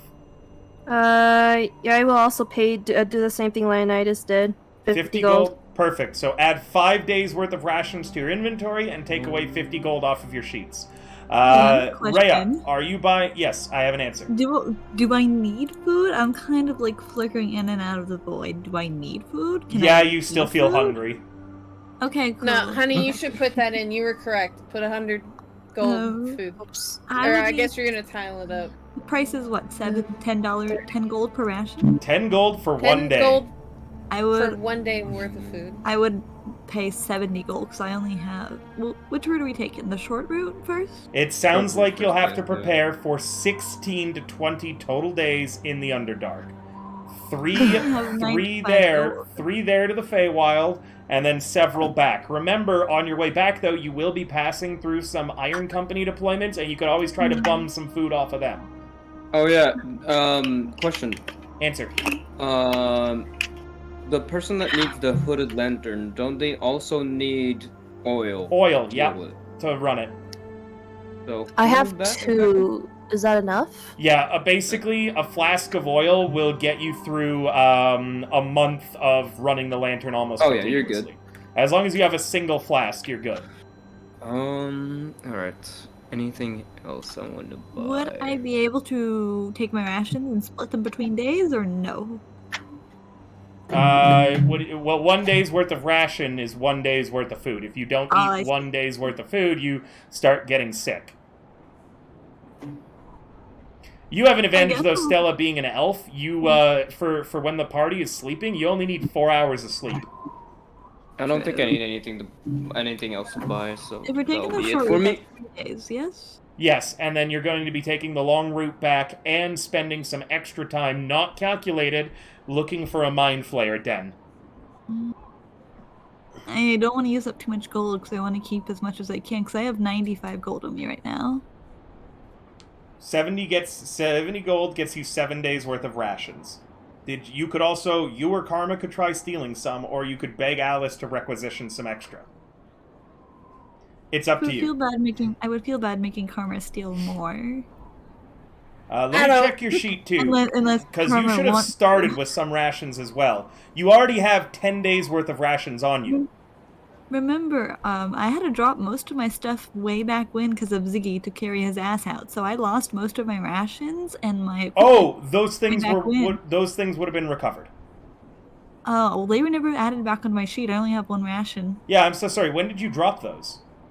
Oh, it was like the start of the session, maybe session 2. Ziggy was on like death, so I had to drop a lot of stuff to pick him up and carry him. I forget which session, but yeah, you would have gotten your stuff back. We probably didn't talk about it, but you can go ahead and add your things back. I don't remember what I lost. I can see it on your inventory sheet. If you go into your inventory page, do you see the things that are marked as not carried? Yeah. Just toggle them to be in the bag icon again.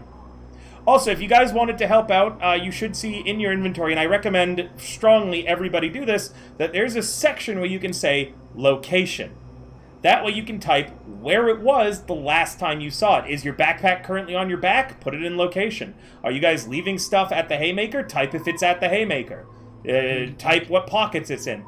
The reason I allow people to do this is because in the Underdark, if you roll badly or bad luck happens, a strap could snap, you could lose your backpack, but if you had listed in location that your dagger is stored in your boot, or that you keep a few rations in your coat pockets, just in case, you won't lose those items.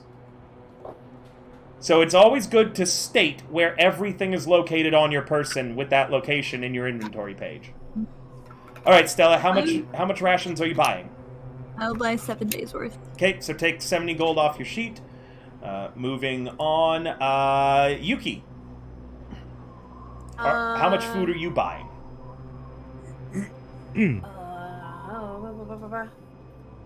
Well, I do see that I have some rations in my pocket.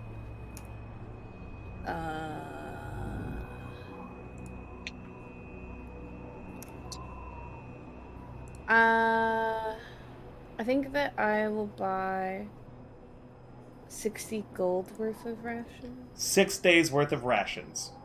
Yeah. Because then I'll have a whole week.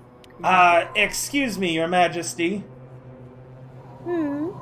If you were willing to fully endorse Westler's Groceries by saying that it was the best place to buy food in all of Stand, I'd be willing to give you 50% off of everything that you're purchasing. Damn. For a public endorsement of my humble shop. Now he offers a discount. Well, yeah, because I'm the princess. You're just a As a note, this is likely one of the disco light. This is likely one of the people, Yuki, who originally priced everything 20 times higher. Yeah, remember that. Are you going to endorse his grocery shop? No. Oh, F you guys. No, what do you talking? What do you mean no? Stick it to the man. Tell him no. I'm paying full price. The Hello Fresh sponsorship you're passing up there. Or you could just tell him, like, put your prices back to normal, maybe. Yeah, or you could say. Oh wait, but that. Or I'll do that, and you can put your prices back to normal price. Then I'll bounce for you. It's all you though. I feel like that would take him off. Persuade him. Piss him off. Wait. Can I persuade him to lower his prices? You can certainly try. Oh, okay. I don't like how River said it's probably a high save. Yeah, I mean, yeah, I he ain't lowering shit. Does anybody want to assist me? I can try. Sure, as somebody that helped put together the food laws and whatnot, I could again hit him with the story about how this is creating a lot of instability. I'm sorry, I'm not really talking Stand. to you right now, he says. I'm talking to the princess, ignoring you entirely. You're unable to grant advantage. Me? Damn. Oh, that's fine. And then I impose my giant lion self. I turned into the shape of a smaller version of the princess. Okay, yeah, he ignores everyone but Alice, and he simply states, "Your Majesty, I'm just a humble grocer. The supply is very expensive, and I know that we might have reported very high profits, but that's only because of all the hard work that I've put in. Man. So we need to keep the price this high." I wonder if medical bills are expensive as well. Supply is just very expensive. How much do you think? Or we've costed. So what do you say, Alice? You gonna endorse his store, or are you gonna pay full price? I think everybody else wants me to pay full price, but I also want us to like live. We will live. You know what? You can endorse his store and we can come stab him in the fucking neck later.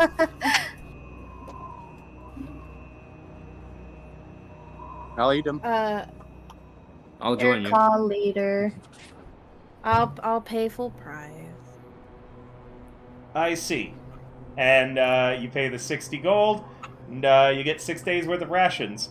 Ryan, how much are you buying? I have plenty of rations. Minnie, how much are you buying? Mox, can you pull up my inventory, please? Sure. I mean, I have 10 days worth of rations. Is that enough? Where's my rations? Who knows? Maybe it is, maybe it isn't. Minnie, you don't have rations. I don't have rations. I've been eating cats. Oh. Minnie has no rations. Oh, wait. So this 10 buy, it means I had 10 days worth already, so I Yeah, you had 10 days 16. worth. Yeah, his background doesn't actually give him any rations off the bat. Oh, fuck. Okay, cool. Meaning so I that actually have 16 days worth of rations. Meaning that, yeah, Minnie has 0 rations. He's only been surviving in the city by eating the same food that you guys have been, feeding him. But he has no food for leaving the city. Wait, what, Minnie? Minnie has 0 rations. I have had 0 food besides the food you guys have been giving me, aka cats. How many cats have you eaten? Wait. Too many. Alright, Ziggy, how much days worth of rations are you purchasing with your 80 gold? How many cats? How many cats are you buying? I don't need to Bro, buy he cats. can only get 8 days worth of food even if he spent all his fucking money. I could always share with him. I have 17 days worth. And also, didn't Yuki say that she could? We can food technically and then like we can try to kill the hunt things and on like the way, gather so- stuff while Yeah. she cooks. So I can take my 8, and then I can survive off of what we Yeah, make but on didn't the you way. want to buy armor? We have a group fund, can't we? Didn't we? Well, the group fund is missing. Okay, it says we have 2,200 gold minus 800 is that many dollars. Yeah, we 14 Oh wait, it gold, will be. right? Wait, no, it will be And more also, than that I if don't we're gone think- for 16 days. But Yeah, if but- you do her Mind Flayer thing, she's gonna refund Or Mind you. Flayer is gonna Yeah. basically drop Also- all that. Well, don't we have to pay her up front? She hasn't stated if you pay her up front or not. You could always convince her to Oh, take okay. payment later or to take payment per day. Okay. She seems amenable to the idea that since you've agreed to the Mind Flayer hunt. Also, since if I want armor, monks, I don't think it's gonna be 80 gold. I'm gonna just Yeah, throw I that out there. I know. don't. Well, I was I don't think it's expecting anywhere everybody close to to that. take a little out of the party fund, but I didn't realize that the prices were this bad. Remember when why that one merchant on the council seems really nervous all the time? He's the city's treasurer, and he's doing his best to make sure that the city has supplies while dealing with this every day. The poor city treasurer. You guys bullied him too, I remember this. Did we? Yes. He's the gem dragonborn who's very nervous. Oh. You almost ate his cat. I did. Stop eating cats, Ziggy! No. Ziggy, I need to know how much you're buying so Mox can take it off your sheet and then add the rations. So I'll probably just go with the 8. Alright. Well, I'm dropping all your gold then. Ziggy now has 1 single silver piece left. Yes. Yep. And he has 8 rations. And Arsenal, how many rations are you purchasing? I have been taken care of by these people ever since they found me, so I still have all 10. Excellent. Are you purchasing any more? I'm almost completely broke, so I'm, you know what? I'll buy 30 golds worth, so 3 days worth. Excellent. Akorv is not here. I will give Link the chance to retroactively buy some rations for themselves next time that they are playing. Also, if push comes to shove, guys, I still have an entire container of Morg on me. No. Oh. Rhea. No more of that. Rhea. Mox, that would further push you into the Feywild. Yeah, I know, but this is in extreme cases. Guys, we're already measures, running long. okay? We're already running long. I want to get through the shopping montage so you guys can go on your adventure next session. Rhea. Yes. Are you purchasing anything aside from food or kits? Anything else additional? I don't know. I never gave it any thought aside from rations. I can come back to you if you'd like. Yeah, if I'm gonna get yeeted into the Feywilds, there's not much I'm gonna need. Alice, food. Are you purchasing anything aside from rations and kits? No, because I actually realized I have a rope in my bag, so... Okay. Ryan, are you purchasing anything apart from rations or kits? Oh, wait. Yuki, I'm coming back to you. Okay. What are you buying? I'm just gonna do rations. I guess I'll do 2 rations just to make sure. Yuki, are you purchasing anything apart from rations or kits? I'm coming back to you now. What do I need for actually cooking? Because I realize I don't have, like, a cooking thing. That's a kit. You're going to need cook's utensils. Meaning you're going back to Quasi kits, tools, and kits. How much is Karma stealing it, or are you buying it? How much is it? A set of, let's see. Cook's utensils is is only 10 gold after the times 10. It's 10 gold. Oh, wait. It's normally 1 gold for a set of cook's utensils. You know what? F it. I'll just buy it. Okay, I'll buy it. Your Grace, I'd be willing to give that to you for half price if you'd be willing to officially endorse my shop as your favorite in Gold District. God damn it. Not again. No. Round 2. Shut up and take the gold. That's quite alright. I'll pay the full price. Alright, 10 gold pieces, and you can add a set of cook's utensils to your inventory. Okay, cool. And, Ziggy, are you buying anything apart from kits and rations? I would like to see at least how much the armor would be worth. Sure, what armor are you buying? Medium armor. Okay, what medium armor are you buying? What? It's a great question. Okay, let me help you out a bit there, Minnie. So medium armor, you got hide armor, chain shirt, breastplate, scale mail, or half plate. I don't think. Okay, so basically the only one you can't afford shit, cause you got no money. And it's all times 10, so a breastplate is 4,000 gold pieces. Yeah, a hide armor would be 100 gold because of the 10 times. Chain shirt would be 500. Breastplate would be 4,000, a scale mail would be 500, and a half plate would be 7,500 gold. So yeah, probably not. You could requisition it from Iron Company, though. It is the kind of gear that they have if you wanted to ask, but the problem is you're kind of at a toss-up if you wind up getting one of the scrying sets of armor. Oh, the spy ones. Yeah. Minnie, just do without. Can't we see if it's one of the ones that scries? Look, Minnie, just accept that you are going to fall into combat every time. There is only one. Well, I guess I could analyze them for forgery.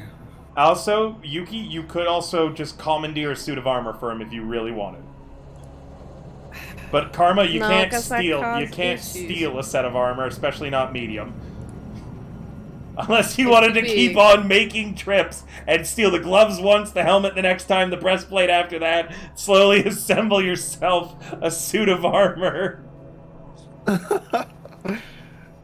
No, that's too many rolls for her to do without messing up. That's too spooky. Mini suffer. Sorry. Rude. The next missions we can do after we fix the stupid faith thing is work on the damn market. That's all I can promise you. Perish. Yeah.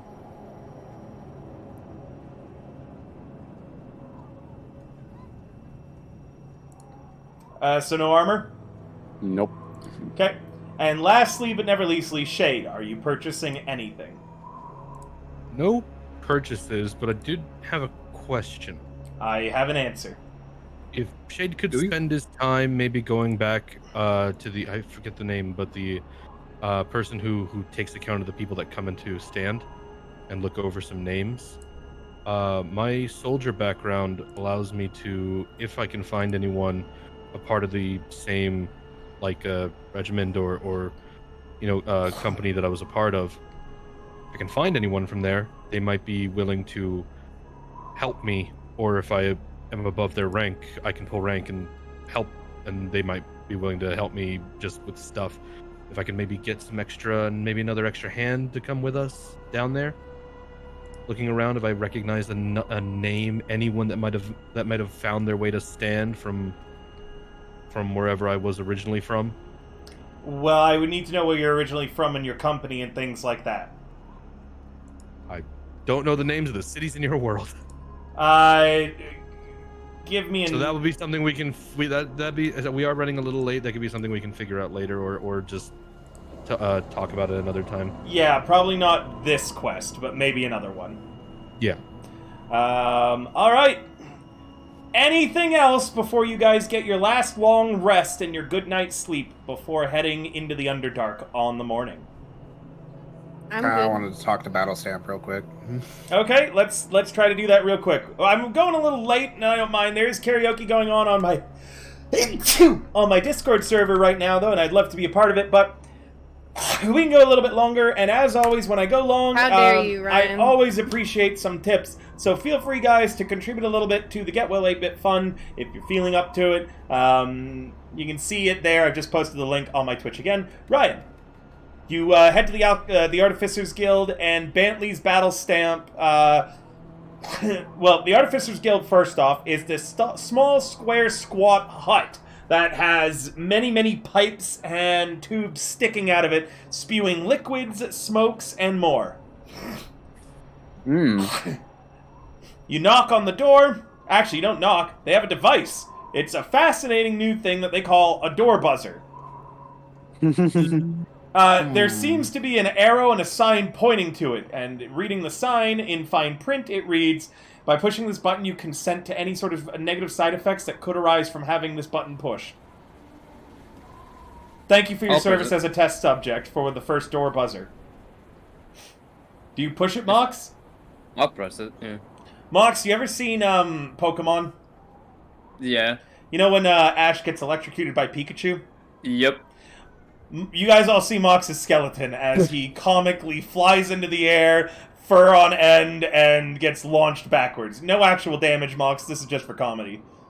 Does he I just cough a big old puff of smoke. Basically. And involuntarily you give a loud howl as this happens. No other sound is heard, and you realize that the door buzzer's job is to make you scream, so this way the people know that there's someone at the door. Gotta love the Artificers Guild. Gotta love the Artificers Guild. Hey, they're not all winners. The door opens up, and there is a tired-looking human who answers. Yeah, how can I help you? Oh, you did the door buzzer. Here, can you please fill out this form? Yeah, I'm gonna fucking sue you. No, you by pushing the button waived your right for that. But can you fill out this form? It's asking how the buzzer made you feel and its effectiveness as a device. Hatred. Fucking sucks but works. As for the rest I of hate you, you. As for the Leonidas Blackmane. There you go. Oh, thank you. This is great feedback. The princess. Bentley said that you'd be coming by. Keep the pen. He's currently in the observation room. Oh, yes, and you can keep that, but when you use that, please make sure to write down your findings. The guy says about the pen that he sees you pocketing, Mox. Alright. Add one pen question mark to your inventory. Pen question? Fuck yeah, I got something weird and wacky. And please tell me when you choose to write anything with that pen. Oh, I will. Alright. Meanwhile, the rest of you said, would you like me to take you to Bentley's? Like I said, he's in the observation room. Yeah. Yes, please. Very good. And this guy leads you to the Artificers Guild. There's all sorts of things being worked on in here. Machines, both weird, wonderful, and a lot of failed experiments. Including what appears to be a tiny mini submersible, and underneath the plaque says, couldn't find water to launch it in. One day, the riverfish will see its use. Amazing. And moving forward, there's like a bunch more little stuff. Honestly, next time you visit the Adventurers Guild, I'll be more willing to tell you more about the weird and wonderful things in here. But we are kind of speeding things along. So, you head to the observation room, where Bentley's has a big glass window and a wall between him and the Jar of Wonder, which is in a pure white room. Jar of Wonder, which is in a pure white room, and a very worried-looking half-orc inside of it. Bentley turns to you all and says, excellent, you're just in time. I was about to open the Jar of Wonder and start testing on some of those things that we had in it. As promised, I waited until you were here. And don't worry about him, he gestures at the half-orc inside the chamber. He's an intern. He's doing this for a credit to join the Alchemist Guild. Oh. Is he going to survive, said?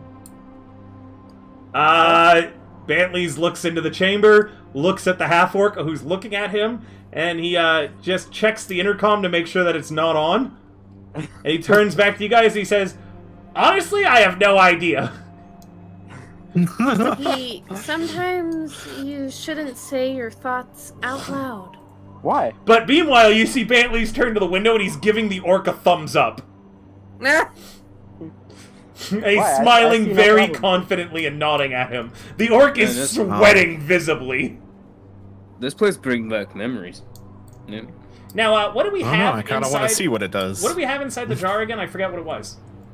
A weird sack from the lockbox. Oh, yeah! No, the weird sack. Yeah, alright. Well, Your Majesty, if you're ready for it, I'll begin the observation. I look at Ropar. You're the one who wanted to come here. Alright, Sebastian, go ahead and open up the Jar of Wonder. Jar of Wonder. You hear him say through as he pushes a button on a little intercom.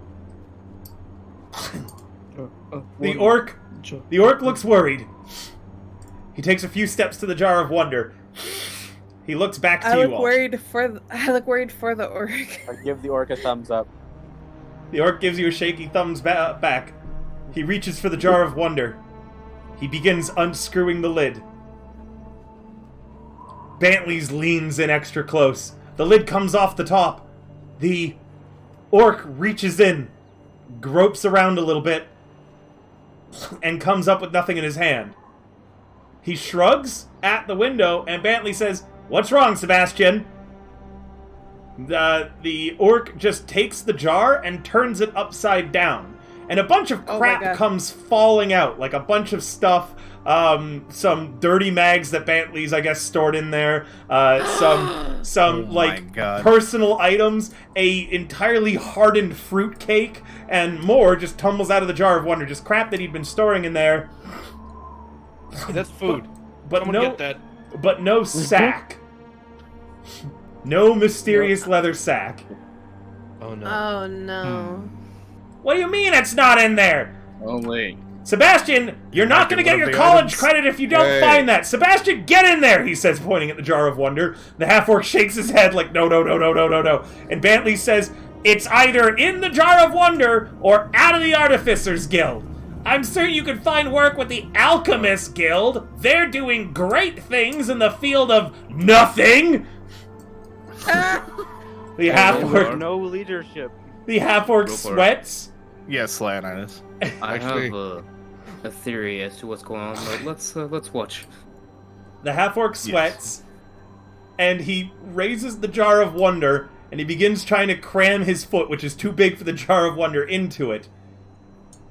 As you watch, the Jar of Wonder's lid slightly widens and swallows up the whole half-orc's ankle. The half-orc looks shocked by this as he begins cramming his other leg in, and he begins kind of squatting. He gets stuck, and he's having to wiggle his way down.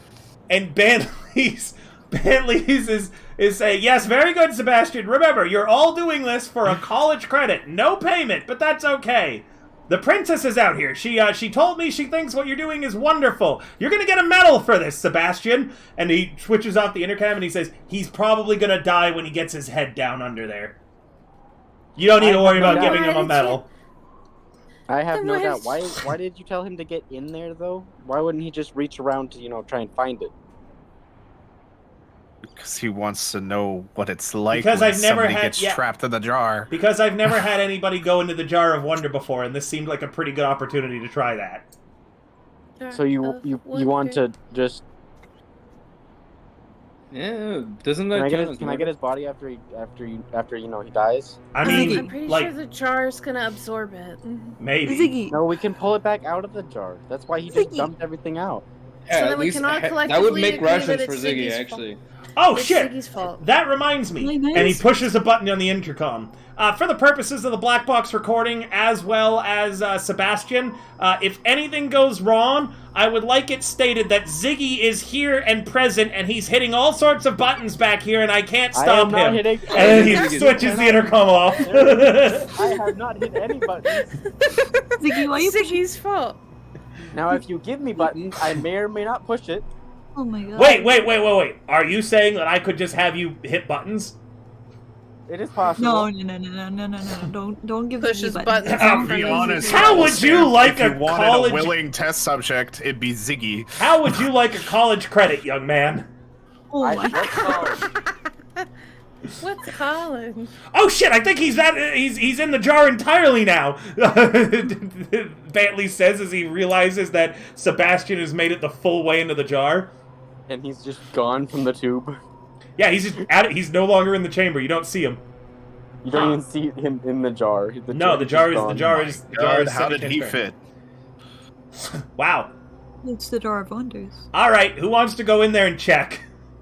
All right, Ziggy, your turn. Ziggy. What? Okay. Ziggy has no bones. Ziggy can do it. No, Ziggy has no bones. He'll be fine. I'll What open if the Ziggy never door comes back? to the tube. I don't know. It's a chamber. Yeah, you open your door, you head into the chamber. The Jar of Wonder is on the ground. I look in the jar. You look in the jar and you see a very squished, cramped Sebastian, it twisted and contorted into such an uncomfortable position. He looks up at you with pleading eyes and silently says, "Please help me." Oh, you're alive still. Please help me. He lets him die. I yanked him out. Please don't put the lid on. Please help me. Put the lid on, Ziggy. You begin tugging and pulling. Roll me in athletics. If Ziggy were to just... I swear to God, he's gonna roll. For Ziggy, if Ziggy were to just put himself in the jar, would he start eating that orc? Hey, that's a 15. Ziggy, with some pulling, you managed to pop Sebastian out of the jar, and he's back in the chamber, and he's clutching a familiar-looking sack. Oh wait, hey, he got it. I got it. Thanks, man. Hey, I really needed this. Credit, kid. I really needed this college credit. Thanks a lot. Yeah, I got you. I just step out and close the door on him. He just walks into the door. That's right. We're not done the test yet, Sebastian. All right. Now, open the sack. No. Sebastian looks at the sack. God. Don't worry. What's my theory to boot? what was your theory? Not gonna lie, when he didn't find it, I thought it was because the owner of the sack would have been dead. True. What? The Jar of Wonder is infallible. Nothing in it comes out without the Jar of Wonder wanting it to come out. Do you realize what I had to do to create that pocket? What? No, I don't know. Now, I'm pretty sure it's infallible. Do you have a college degree, young lady? No. Then who are you to question me? I'm not questioning you. I've seen questioning things all day. Can we leave? I don't like this guy. Can we This leave? guy's absolutely not Stella behave. Shut up. Sebastian is currently untying the finger that was wrapped around the head of the sack. But the real question is, does he have a college degree? Exactly. Why is he doing experience if he doesn't have a degree? Shush. The sack opens up. The finger collapses to the ground beside the table. And he peers inside. What does he see? We're all gonna die, aren't we? He looks back out. No, he's gonna die. And he looks at the glass window. The button is pushed again for the intercom, and Bentley says, "Sebastian, take whatever's in the sack out so we can see it." Or dump the sack out. Sebastian looks back at the sack. He takes out 3 things. One is this strange, shriveled looking lump. The next is a beautiful, massive ruby, the size of Bentley's head. Whoa, that's a big rock. And the third are 8 small mushrooms, each of a different color. 8. 3s and 8s. 3 items, 8 mushrooms. 3s and 8s. Hey, I got another theory going on. You think that might be what Marble Drop's gift might have been? No, Marble Drop wasn't really interested in monetary wealth. What was the mushrooms? What the fuck is mushrooms? Dunno, can't tell. Make him eat it. We only have a total of 8 of those. I really don't think that the scientific method of eating them is going to give us the information we want. We still have 7 left. Yeah. Is there any mention of any of these items in our Freaky Deaky book? No. Yeah. Oh. Okay. Well. Yeah. But Bentley's turns to you all and says, "Alright, look. I'm gonna have to ask you to all stop suggesting things here. Which one of us is the scientist? Me. Do any of you have a college degree?" Okay, have you been to the Feywilds twice today? I'm in Feywilds, kind of, if we think about it. No, okay, yeah, that's what I thought. If you want, you can go in there and eat them, but I'm not wasting a perfectly good intern as well as our only current resources. Says the man who just told Can him you to shut open up? The bag with you just talk and talk and talk and talk without actually ever saying anything of importance, don't you? I do say important things, thank you. Yeah, I bet. You did it. I bet, but I haven't heard any yet. So, right now you're batting like 0 for 100. Look, I'm... Princess. It is my professional opinion that we shouldn't consume resources we only have 1 each of before we figure out what they're for. We have 8 mushrooms, though. Yeah, of different colors each. They're not the same thing, though. And also, you guys might accidentally kill Sebastian. Yes, so. And? You think Bentley, and that would get me in trouble. The risk for the one rest. has to know. The risk for the rest was worth the reward. Eating one of those mushrooms when it could be something valuable or useful to our issues in Stan and combating the Feywild is not intelligent. That's like saying, I have a gun. It has 1 bullet in it. I don't know what that bullet does. Let me shoot it into my mouth and see what the fuck happens. Man, you should really do that. Thank you so much for the raid, Stargazer018. We're currently wrapping up our D&D game for the day. The players are currently dealing with Bentley's Battle Stamp of the Artificers Guild, and a lot of interesting information. If you don't know who I am, my name is River. I'm a bardic VTuber. I do a lot of TTRPG content, including Dungeons & Dragons games like this one. I'm with the wonderful members of Chiisana. You can check them all out there, as well as see the entire list of cast here. Players, what are you doing now? You had something you wanted to talk to directly with Bantleys, correct, Ryan? Yes. Perfect. For now, Princess Bantleys is saying, Princess Alice, I really think that we should put those away in a vault for now, and in the morning before you leave to the Underdark, you can come and collect them if you want, or investigate them further then. That'll work for us. I give him a thumbs up. Excellent. You wanted something. Battle Stamp. That's me. You're a inventor of many things. I was hoping for maybe 2 items from you. Do you have something that could help me read a book that keeps inflicting madness on me? And do you have something that could surveil 2 different locations? Unfortunately, no. Nothing like that. For keeping you sane, I don't know, get a good night's rest, eat a lot of good food, and try not to think about the horrible things so much. As for surveilling 2 places at once, not particularly. I haven't really worked on anything in surveillance. Oh, I did make some stuff for the Spy Master forever ago, but word is, well, he got suspended from the council, so I have no idea where he's at right now. Oh. Alright, well, it was worth a shot. I appreciate it, Battle Stamp. Yeah, no problem. I can get to work on making some stuff, but it'll be a while. And it'll take up resources and time from working on some of our other problems. Nah, keep doing what you do best, Battle Stamp.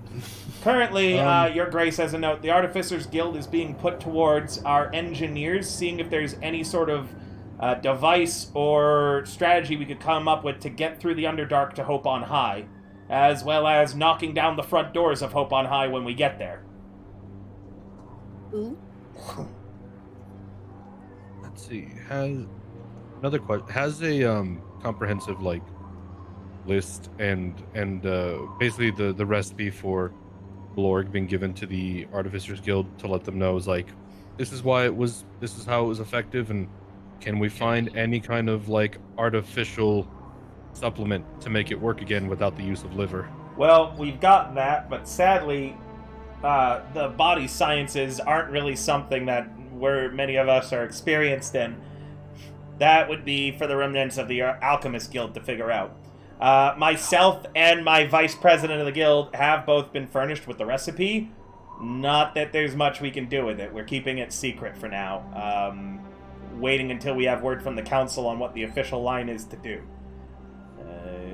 Commander Hammerhand is working on finding a suitable replacement for the Alchemist Guild on the council, as we still deem them useful, unless, Your Grace, you'd like to put a ban on that, or there is a particular alchemist that you know of that you would like to put into that position.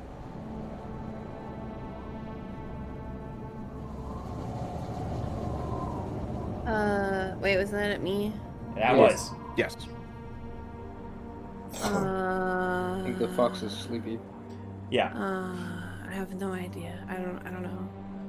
We can just leave that to Hammerhand, Your Grace. It's not something that you really need to involve yourself in, unless you had a particular person or you wanted to ban the Alchemist Guild from the council as punishment for Marble Drop's crimes. Well, to be fair, we don't know if the rest of them are roped into yeah, this whole honestly, problem. I think that's an investigation for us later to figure out if anyone else was participating. Your Grace, Hammerhand's already working on it. Oh yeah, but he handles things so well. The city commander has been very thorough in his interrogations of the Alchemist Guild members. I would assure you that I wouldn't want to be in an interrogation room with him, but he'll make sure that whoever gets appointed to the city council isn't like Marble Drop. I realize that it's the interrogation thing I'm worried about.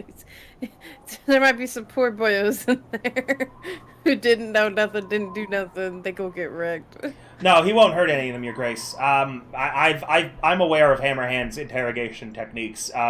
Members of the Artificers Guild were already subjugated to it early on to make sure we weren't in league with the Alchemist Guild. Hammerhand may be harsh, but he is fair, and he's not going to harm anyone who doesn't deserve it. The interrogation is very intimidating without actually being threatening. The city commander is I've always found them to be a very harsh but fair man. It's more that general I don't trust. General? Maple Brew, if I can speak candidly, Your Grace. He's been suspended. He has been. He's always been a man very, very sweet with his words. Maple. Yeah, not always. At least not with me. I think that he serves his purpose well, but I don't know if I've ever trusted him fully. Other members of the council would disagree with me, however. You know what? We can agree on something. Well, did something happen? Just stories about him, and just something always feels off to me. But he's been longtime friends with the city commander, Your Grace. But if you ask me, I get the feeling that they're both hiding something. Shoot. I shoot the team and look. I realize what the issue is now. It has all come together. You got something there you want to say there, Princess? Absolutely not. Regardless, Your Grace. Nothing you won't talk about? Regardless, Your Grace, the only time I'd ever seen the two of them argue or disagree on anything was when was the appointment of the Misfit Squad. The city commander was heavily opposed, whereas the general was extremely in favor. It was originally his initiative. I sided with the general on that, and I think that your squad's been doing a lot of good for the city. But the city commander, as well as the leader of the Alchemist Guild, were heavily opposed to it, as were a few others. I do know that not everybody was on the same team as us, and I do believe I was already informed that Maple Brew was in my corner. Like I said, though, just something about him. It makes me feel like he's hiding something. We can ponder more about that later after our current mission and objectives. More pressing matters. Yeah, pressing matters. Of course, Your Grace. I'm gonna step on your toe. All right. Now, does anyone else have anything before you'd finally take your long rest? Before I take my IRL long rest. I mean, before we go into the inevitable void and probably end up fighting many. I guess I just spend time copying over spells over long rest night, or before sleep. Sure. Liam, I have a question. Hold on. Ropar, when you're copying spells, take off the appropriate amount of gold and count the time. Everyone's been given their long rest now. Stella, I have an answer. Can Stella go get another coffee? Yeah, you pick up another coffee. Cool. Man, I have my 2 rages. I'm also just for the mages who cast mage armor. I have taken it all off of your effects list. Any day that you cast it, remember to turn it on, and then anytime you get a long rest, turn it off, and track your spell slots too. Got it. Okay. Alright. All right. Any further questions, guys? Mm-hmm. All right. I know how much gold. How much gold? Yeah, for spells. It depends on the spell's level. Do you need a quick rundown of that? Yeah, just real quick. Sure. Quick and dirty. Give me a moment. You are a wizard, and as a note, for divination spells, the cost is different because you get it discounted for divination. But I think it's like half, right? It is half. Okay. And the time as well. Half time, half cost. Yeah. Yep. So, for every level of the spell, it takes 2 hours and costs 50 gold pieces. The cost is not increased in stand. The city commander because spellcasters are so rare, the city commander took control forcibly from the merchants early on of normal spell components and the need of transcribing magical-like things. Meaning that the price for that is not jacked up, thanks to Hammerhand having an iron fist on the merchants at the start. The city controls that entire supply of components as well as arcane supplies, meaning that they are at normal market cost still. Good man. Okay. Alright, awesome. So, for every spell level, it is 50 gold and 2 hours. If it's divination, you half the time, you half the cost. Alright, anything else? Gold in 2 hours. No? Alright, in that case, we are going to raid another great content creator tonight. So please stay tuned, guys, and I hope you all have... No, Sarah! I was about to raid you! I was literally about to raid you! No! We're just finishing. For those of you who don't know, I'm River the Bard. We are wrapping up D&D tonight right now. I do a lot of TTRPG and other D&D content. I was about to raid Sarah. Sarah plays in my Wednesday game, Blood on the Sand, so you can check out the other players there. Blood on the Sand, we play that Wednesdays at 7 p.m. Mountain Standard Time. Today's game, I'm playing with the VTuber group Chiisana, which I'm a member of. You can check out all of their things there. Also, I know we're just ending, but I am running a fundraiser for my kitty cat. You can check that out there. And lastly, if you guys wanted to see more D&D and variety content, follow my stream. We are going to raid another person now, so thank you all for coming. And also, I'm going to raid someone else, but follow again, guys, for more great TTRPG content. Tomorrow we're playing Cyberpunk Red. That's so funny, though. So I'm just going to raid into someone else. Thank you, guys. We'll see you tomorrow with Cyberpunk Red. Bye for now. Bye-bye. Bye. Oh, shit, one more thing, too. If you wanted to hang out, we are doing karaoke on my Discord tonight. It's already started. You can go in there. I'll be jumping in a moment. Bye for now. Bye.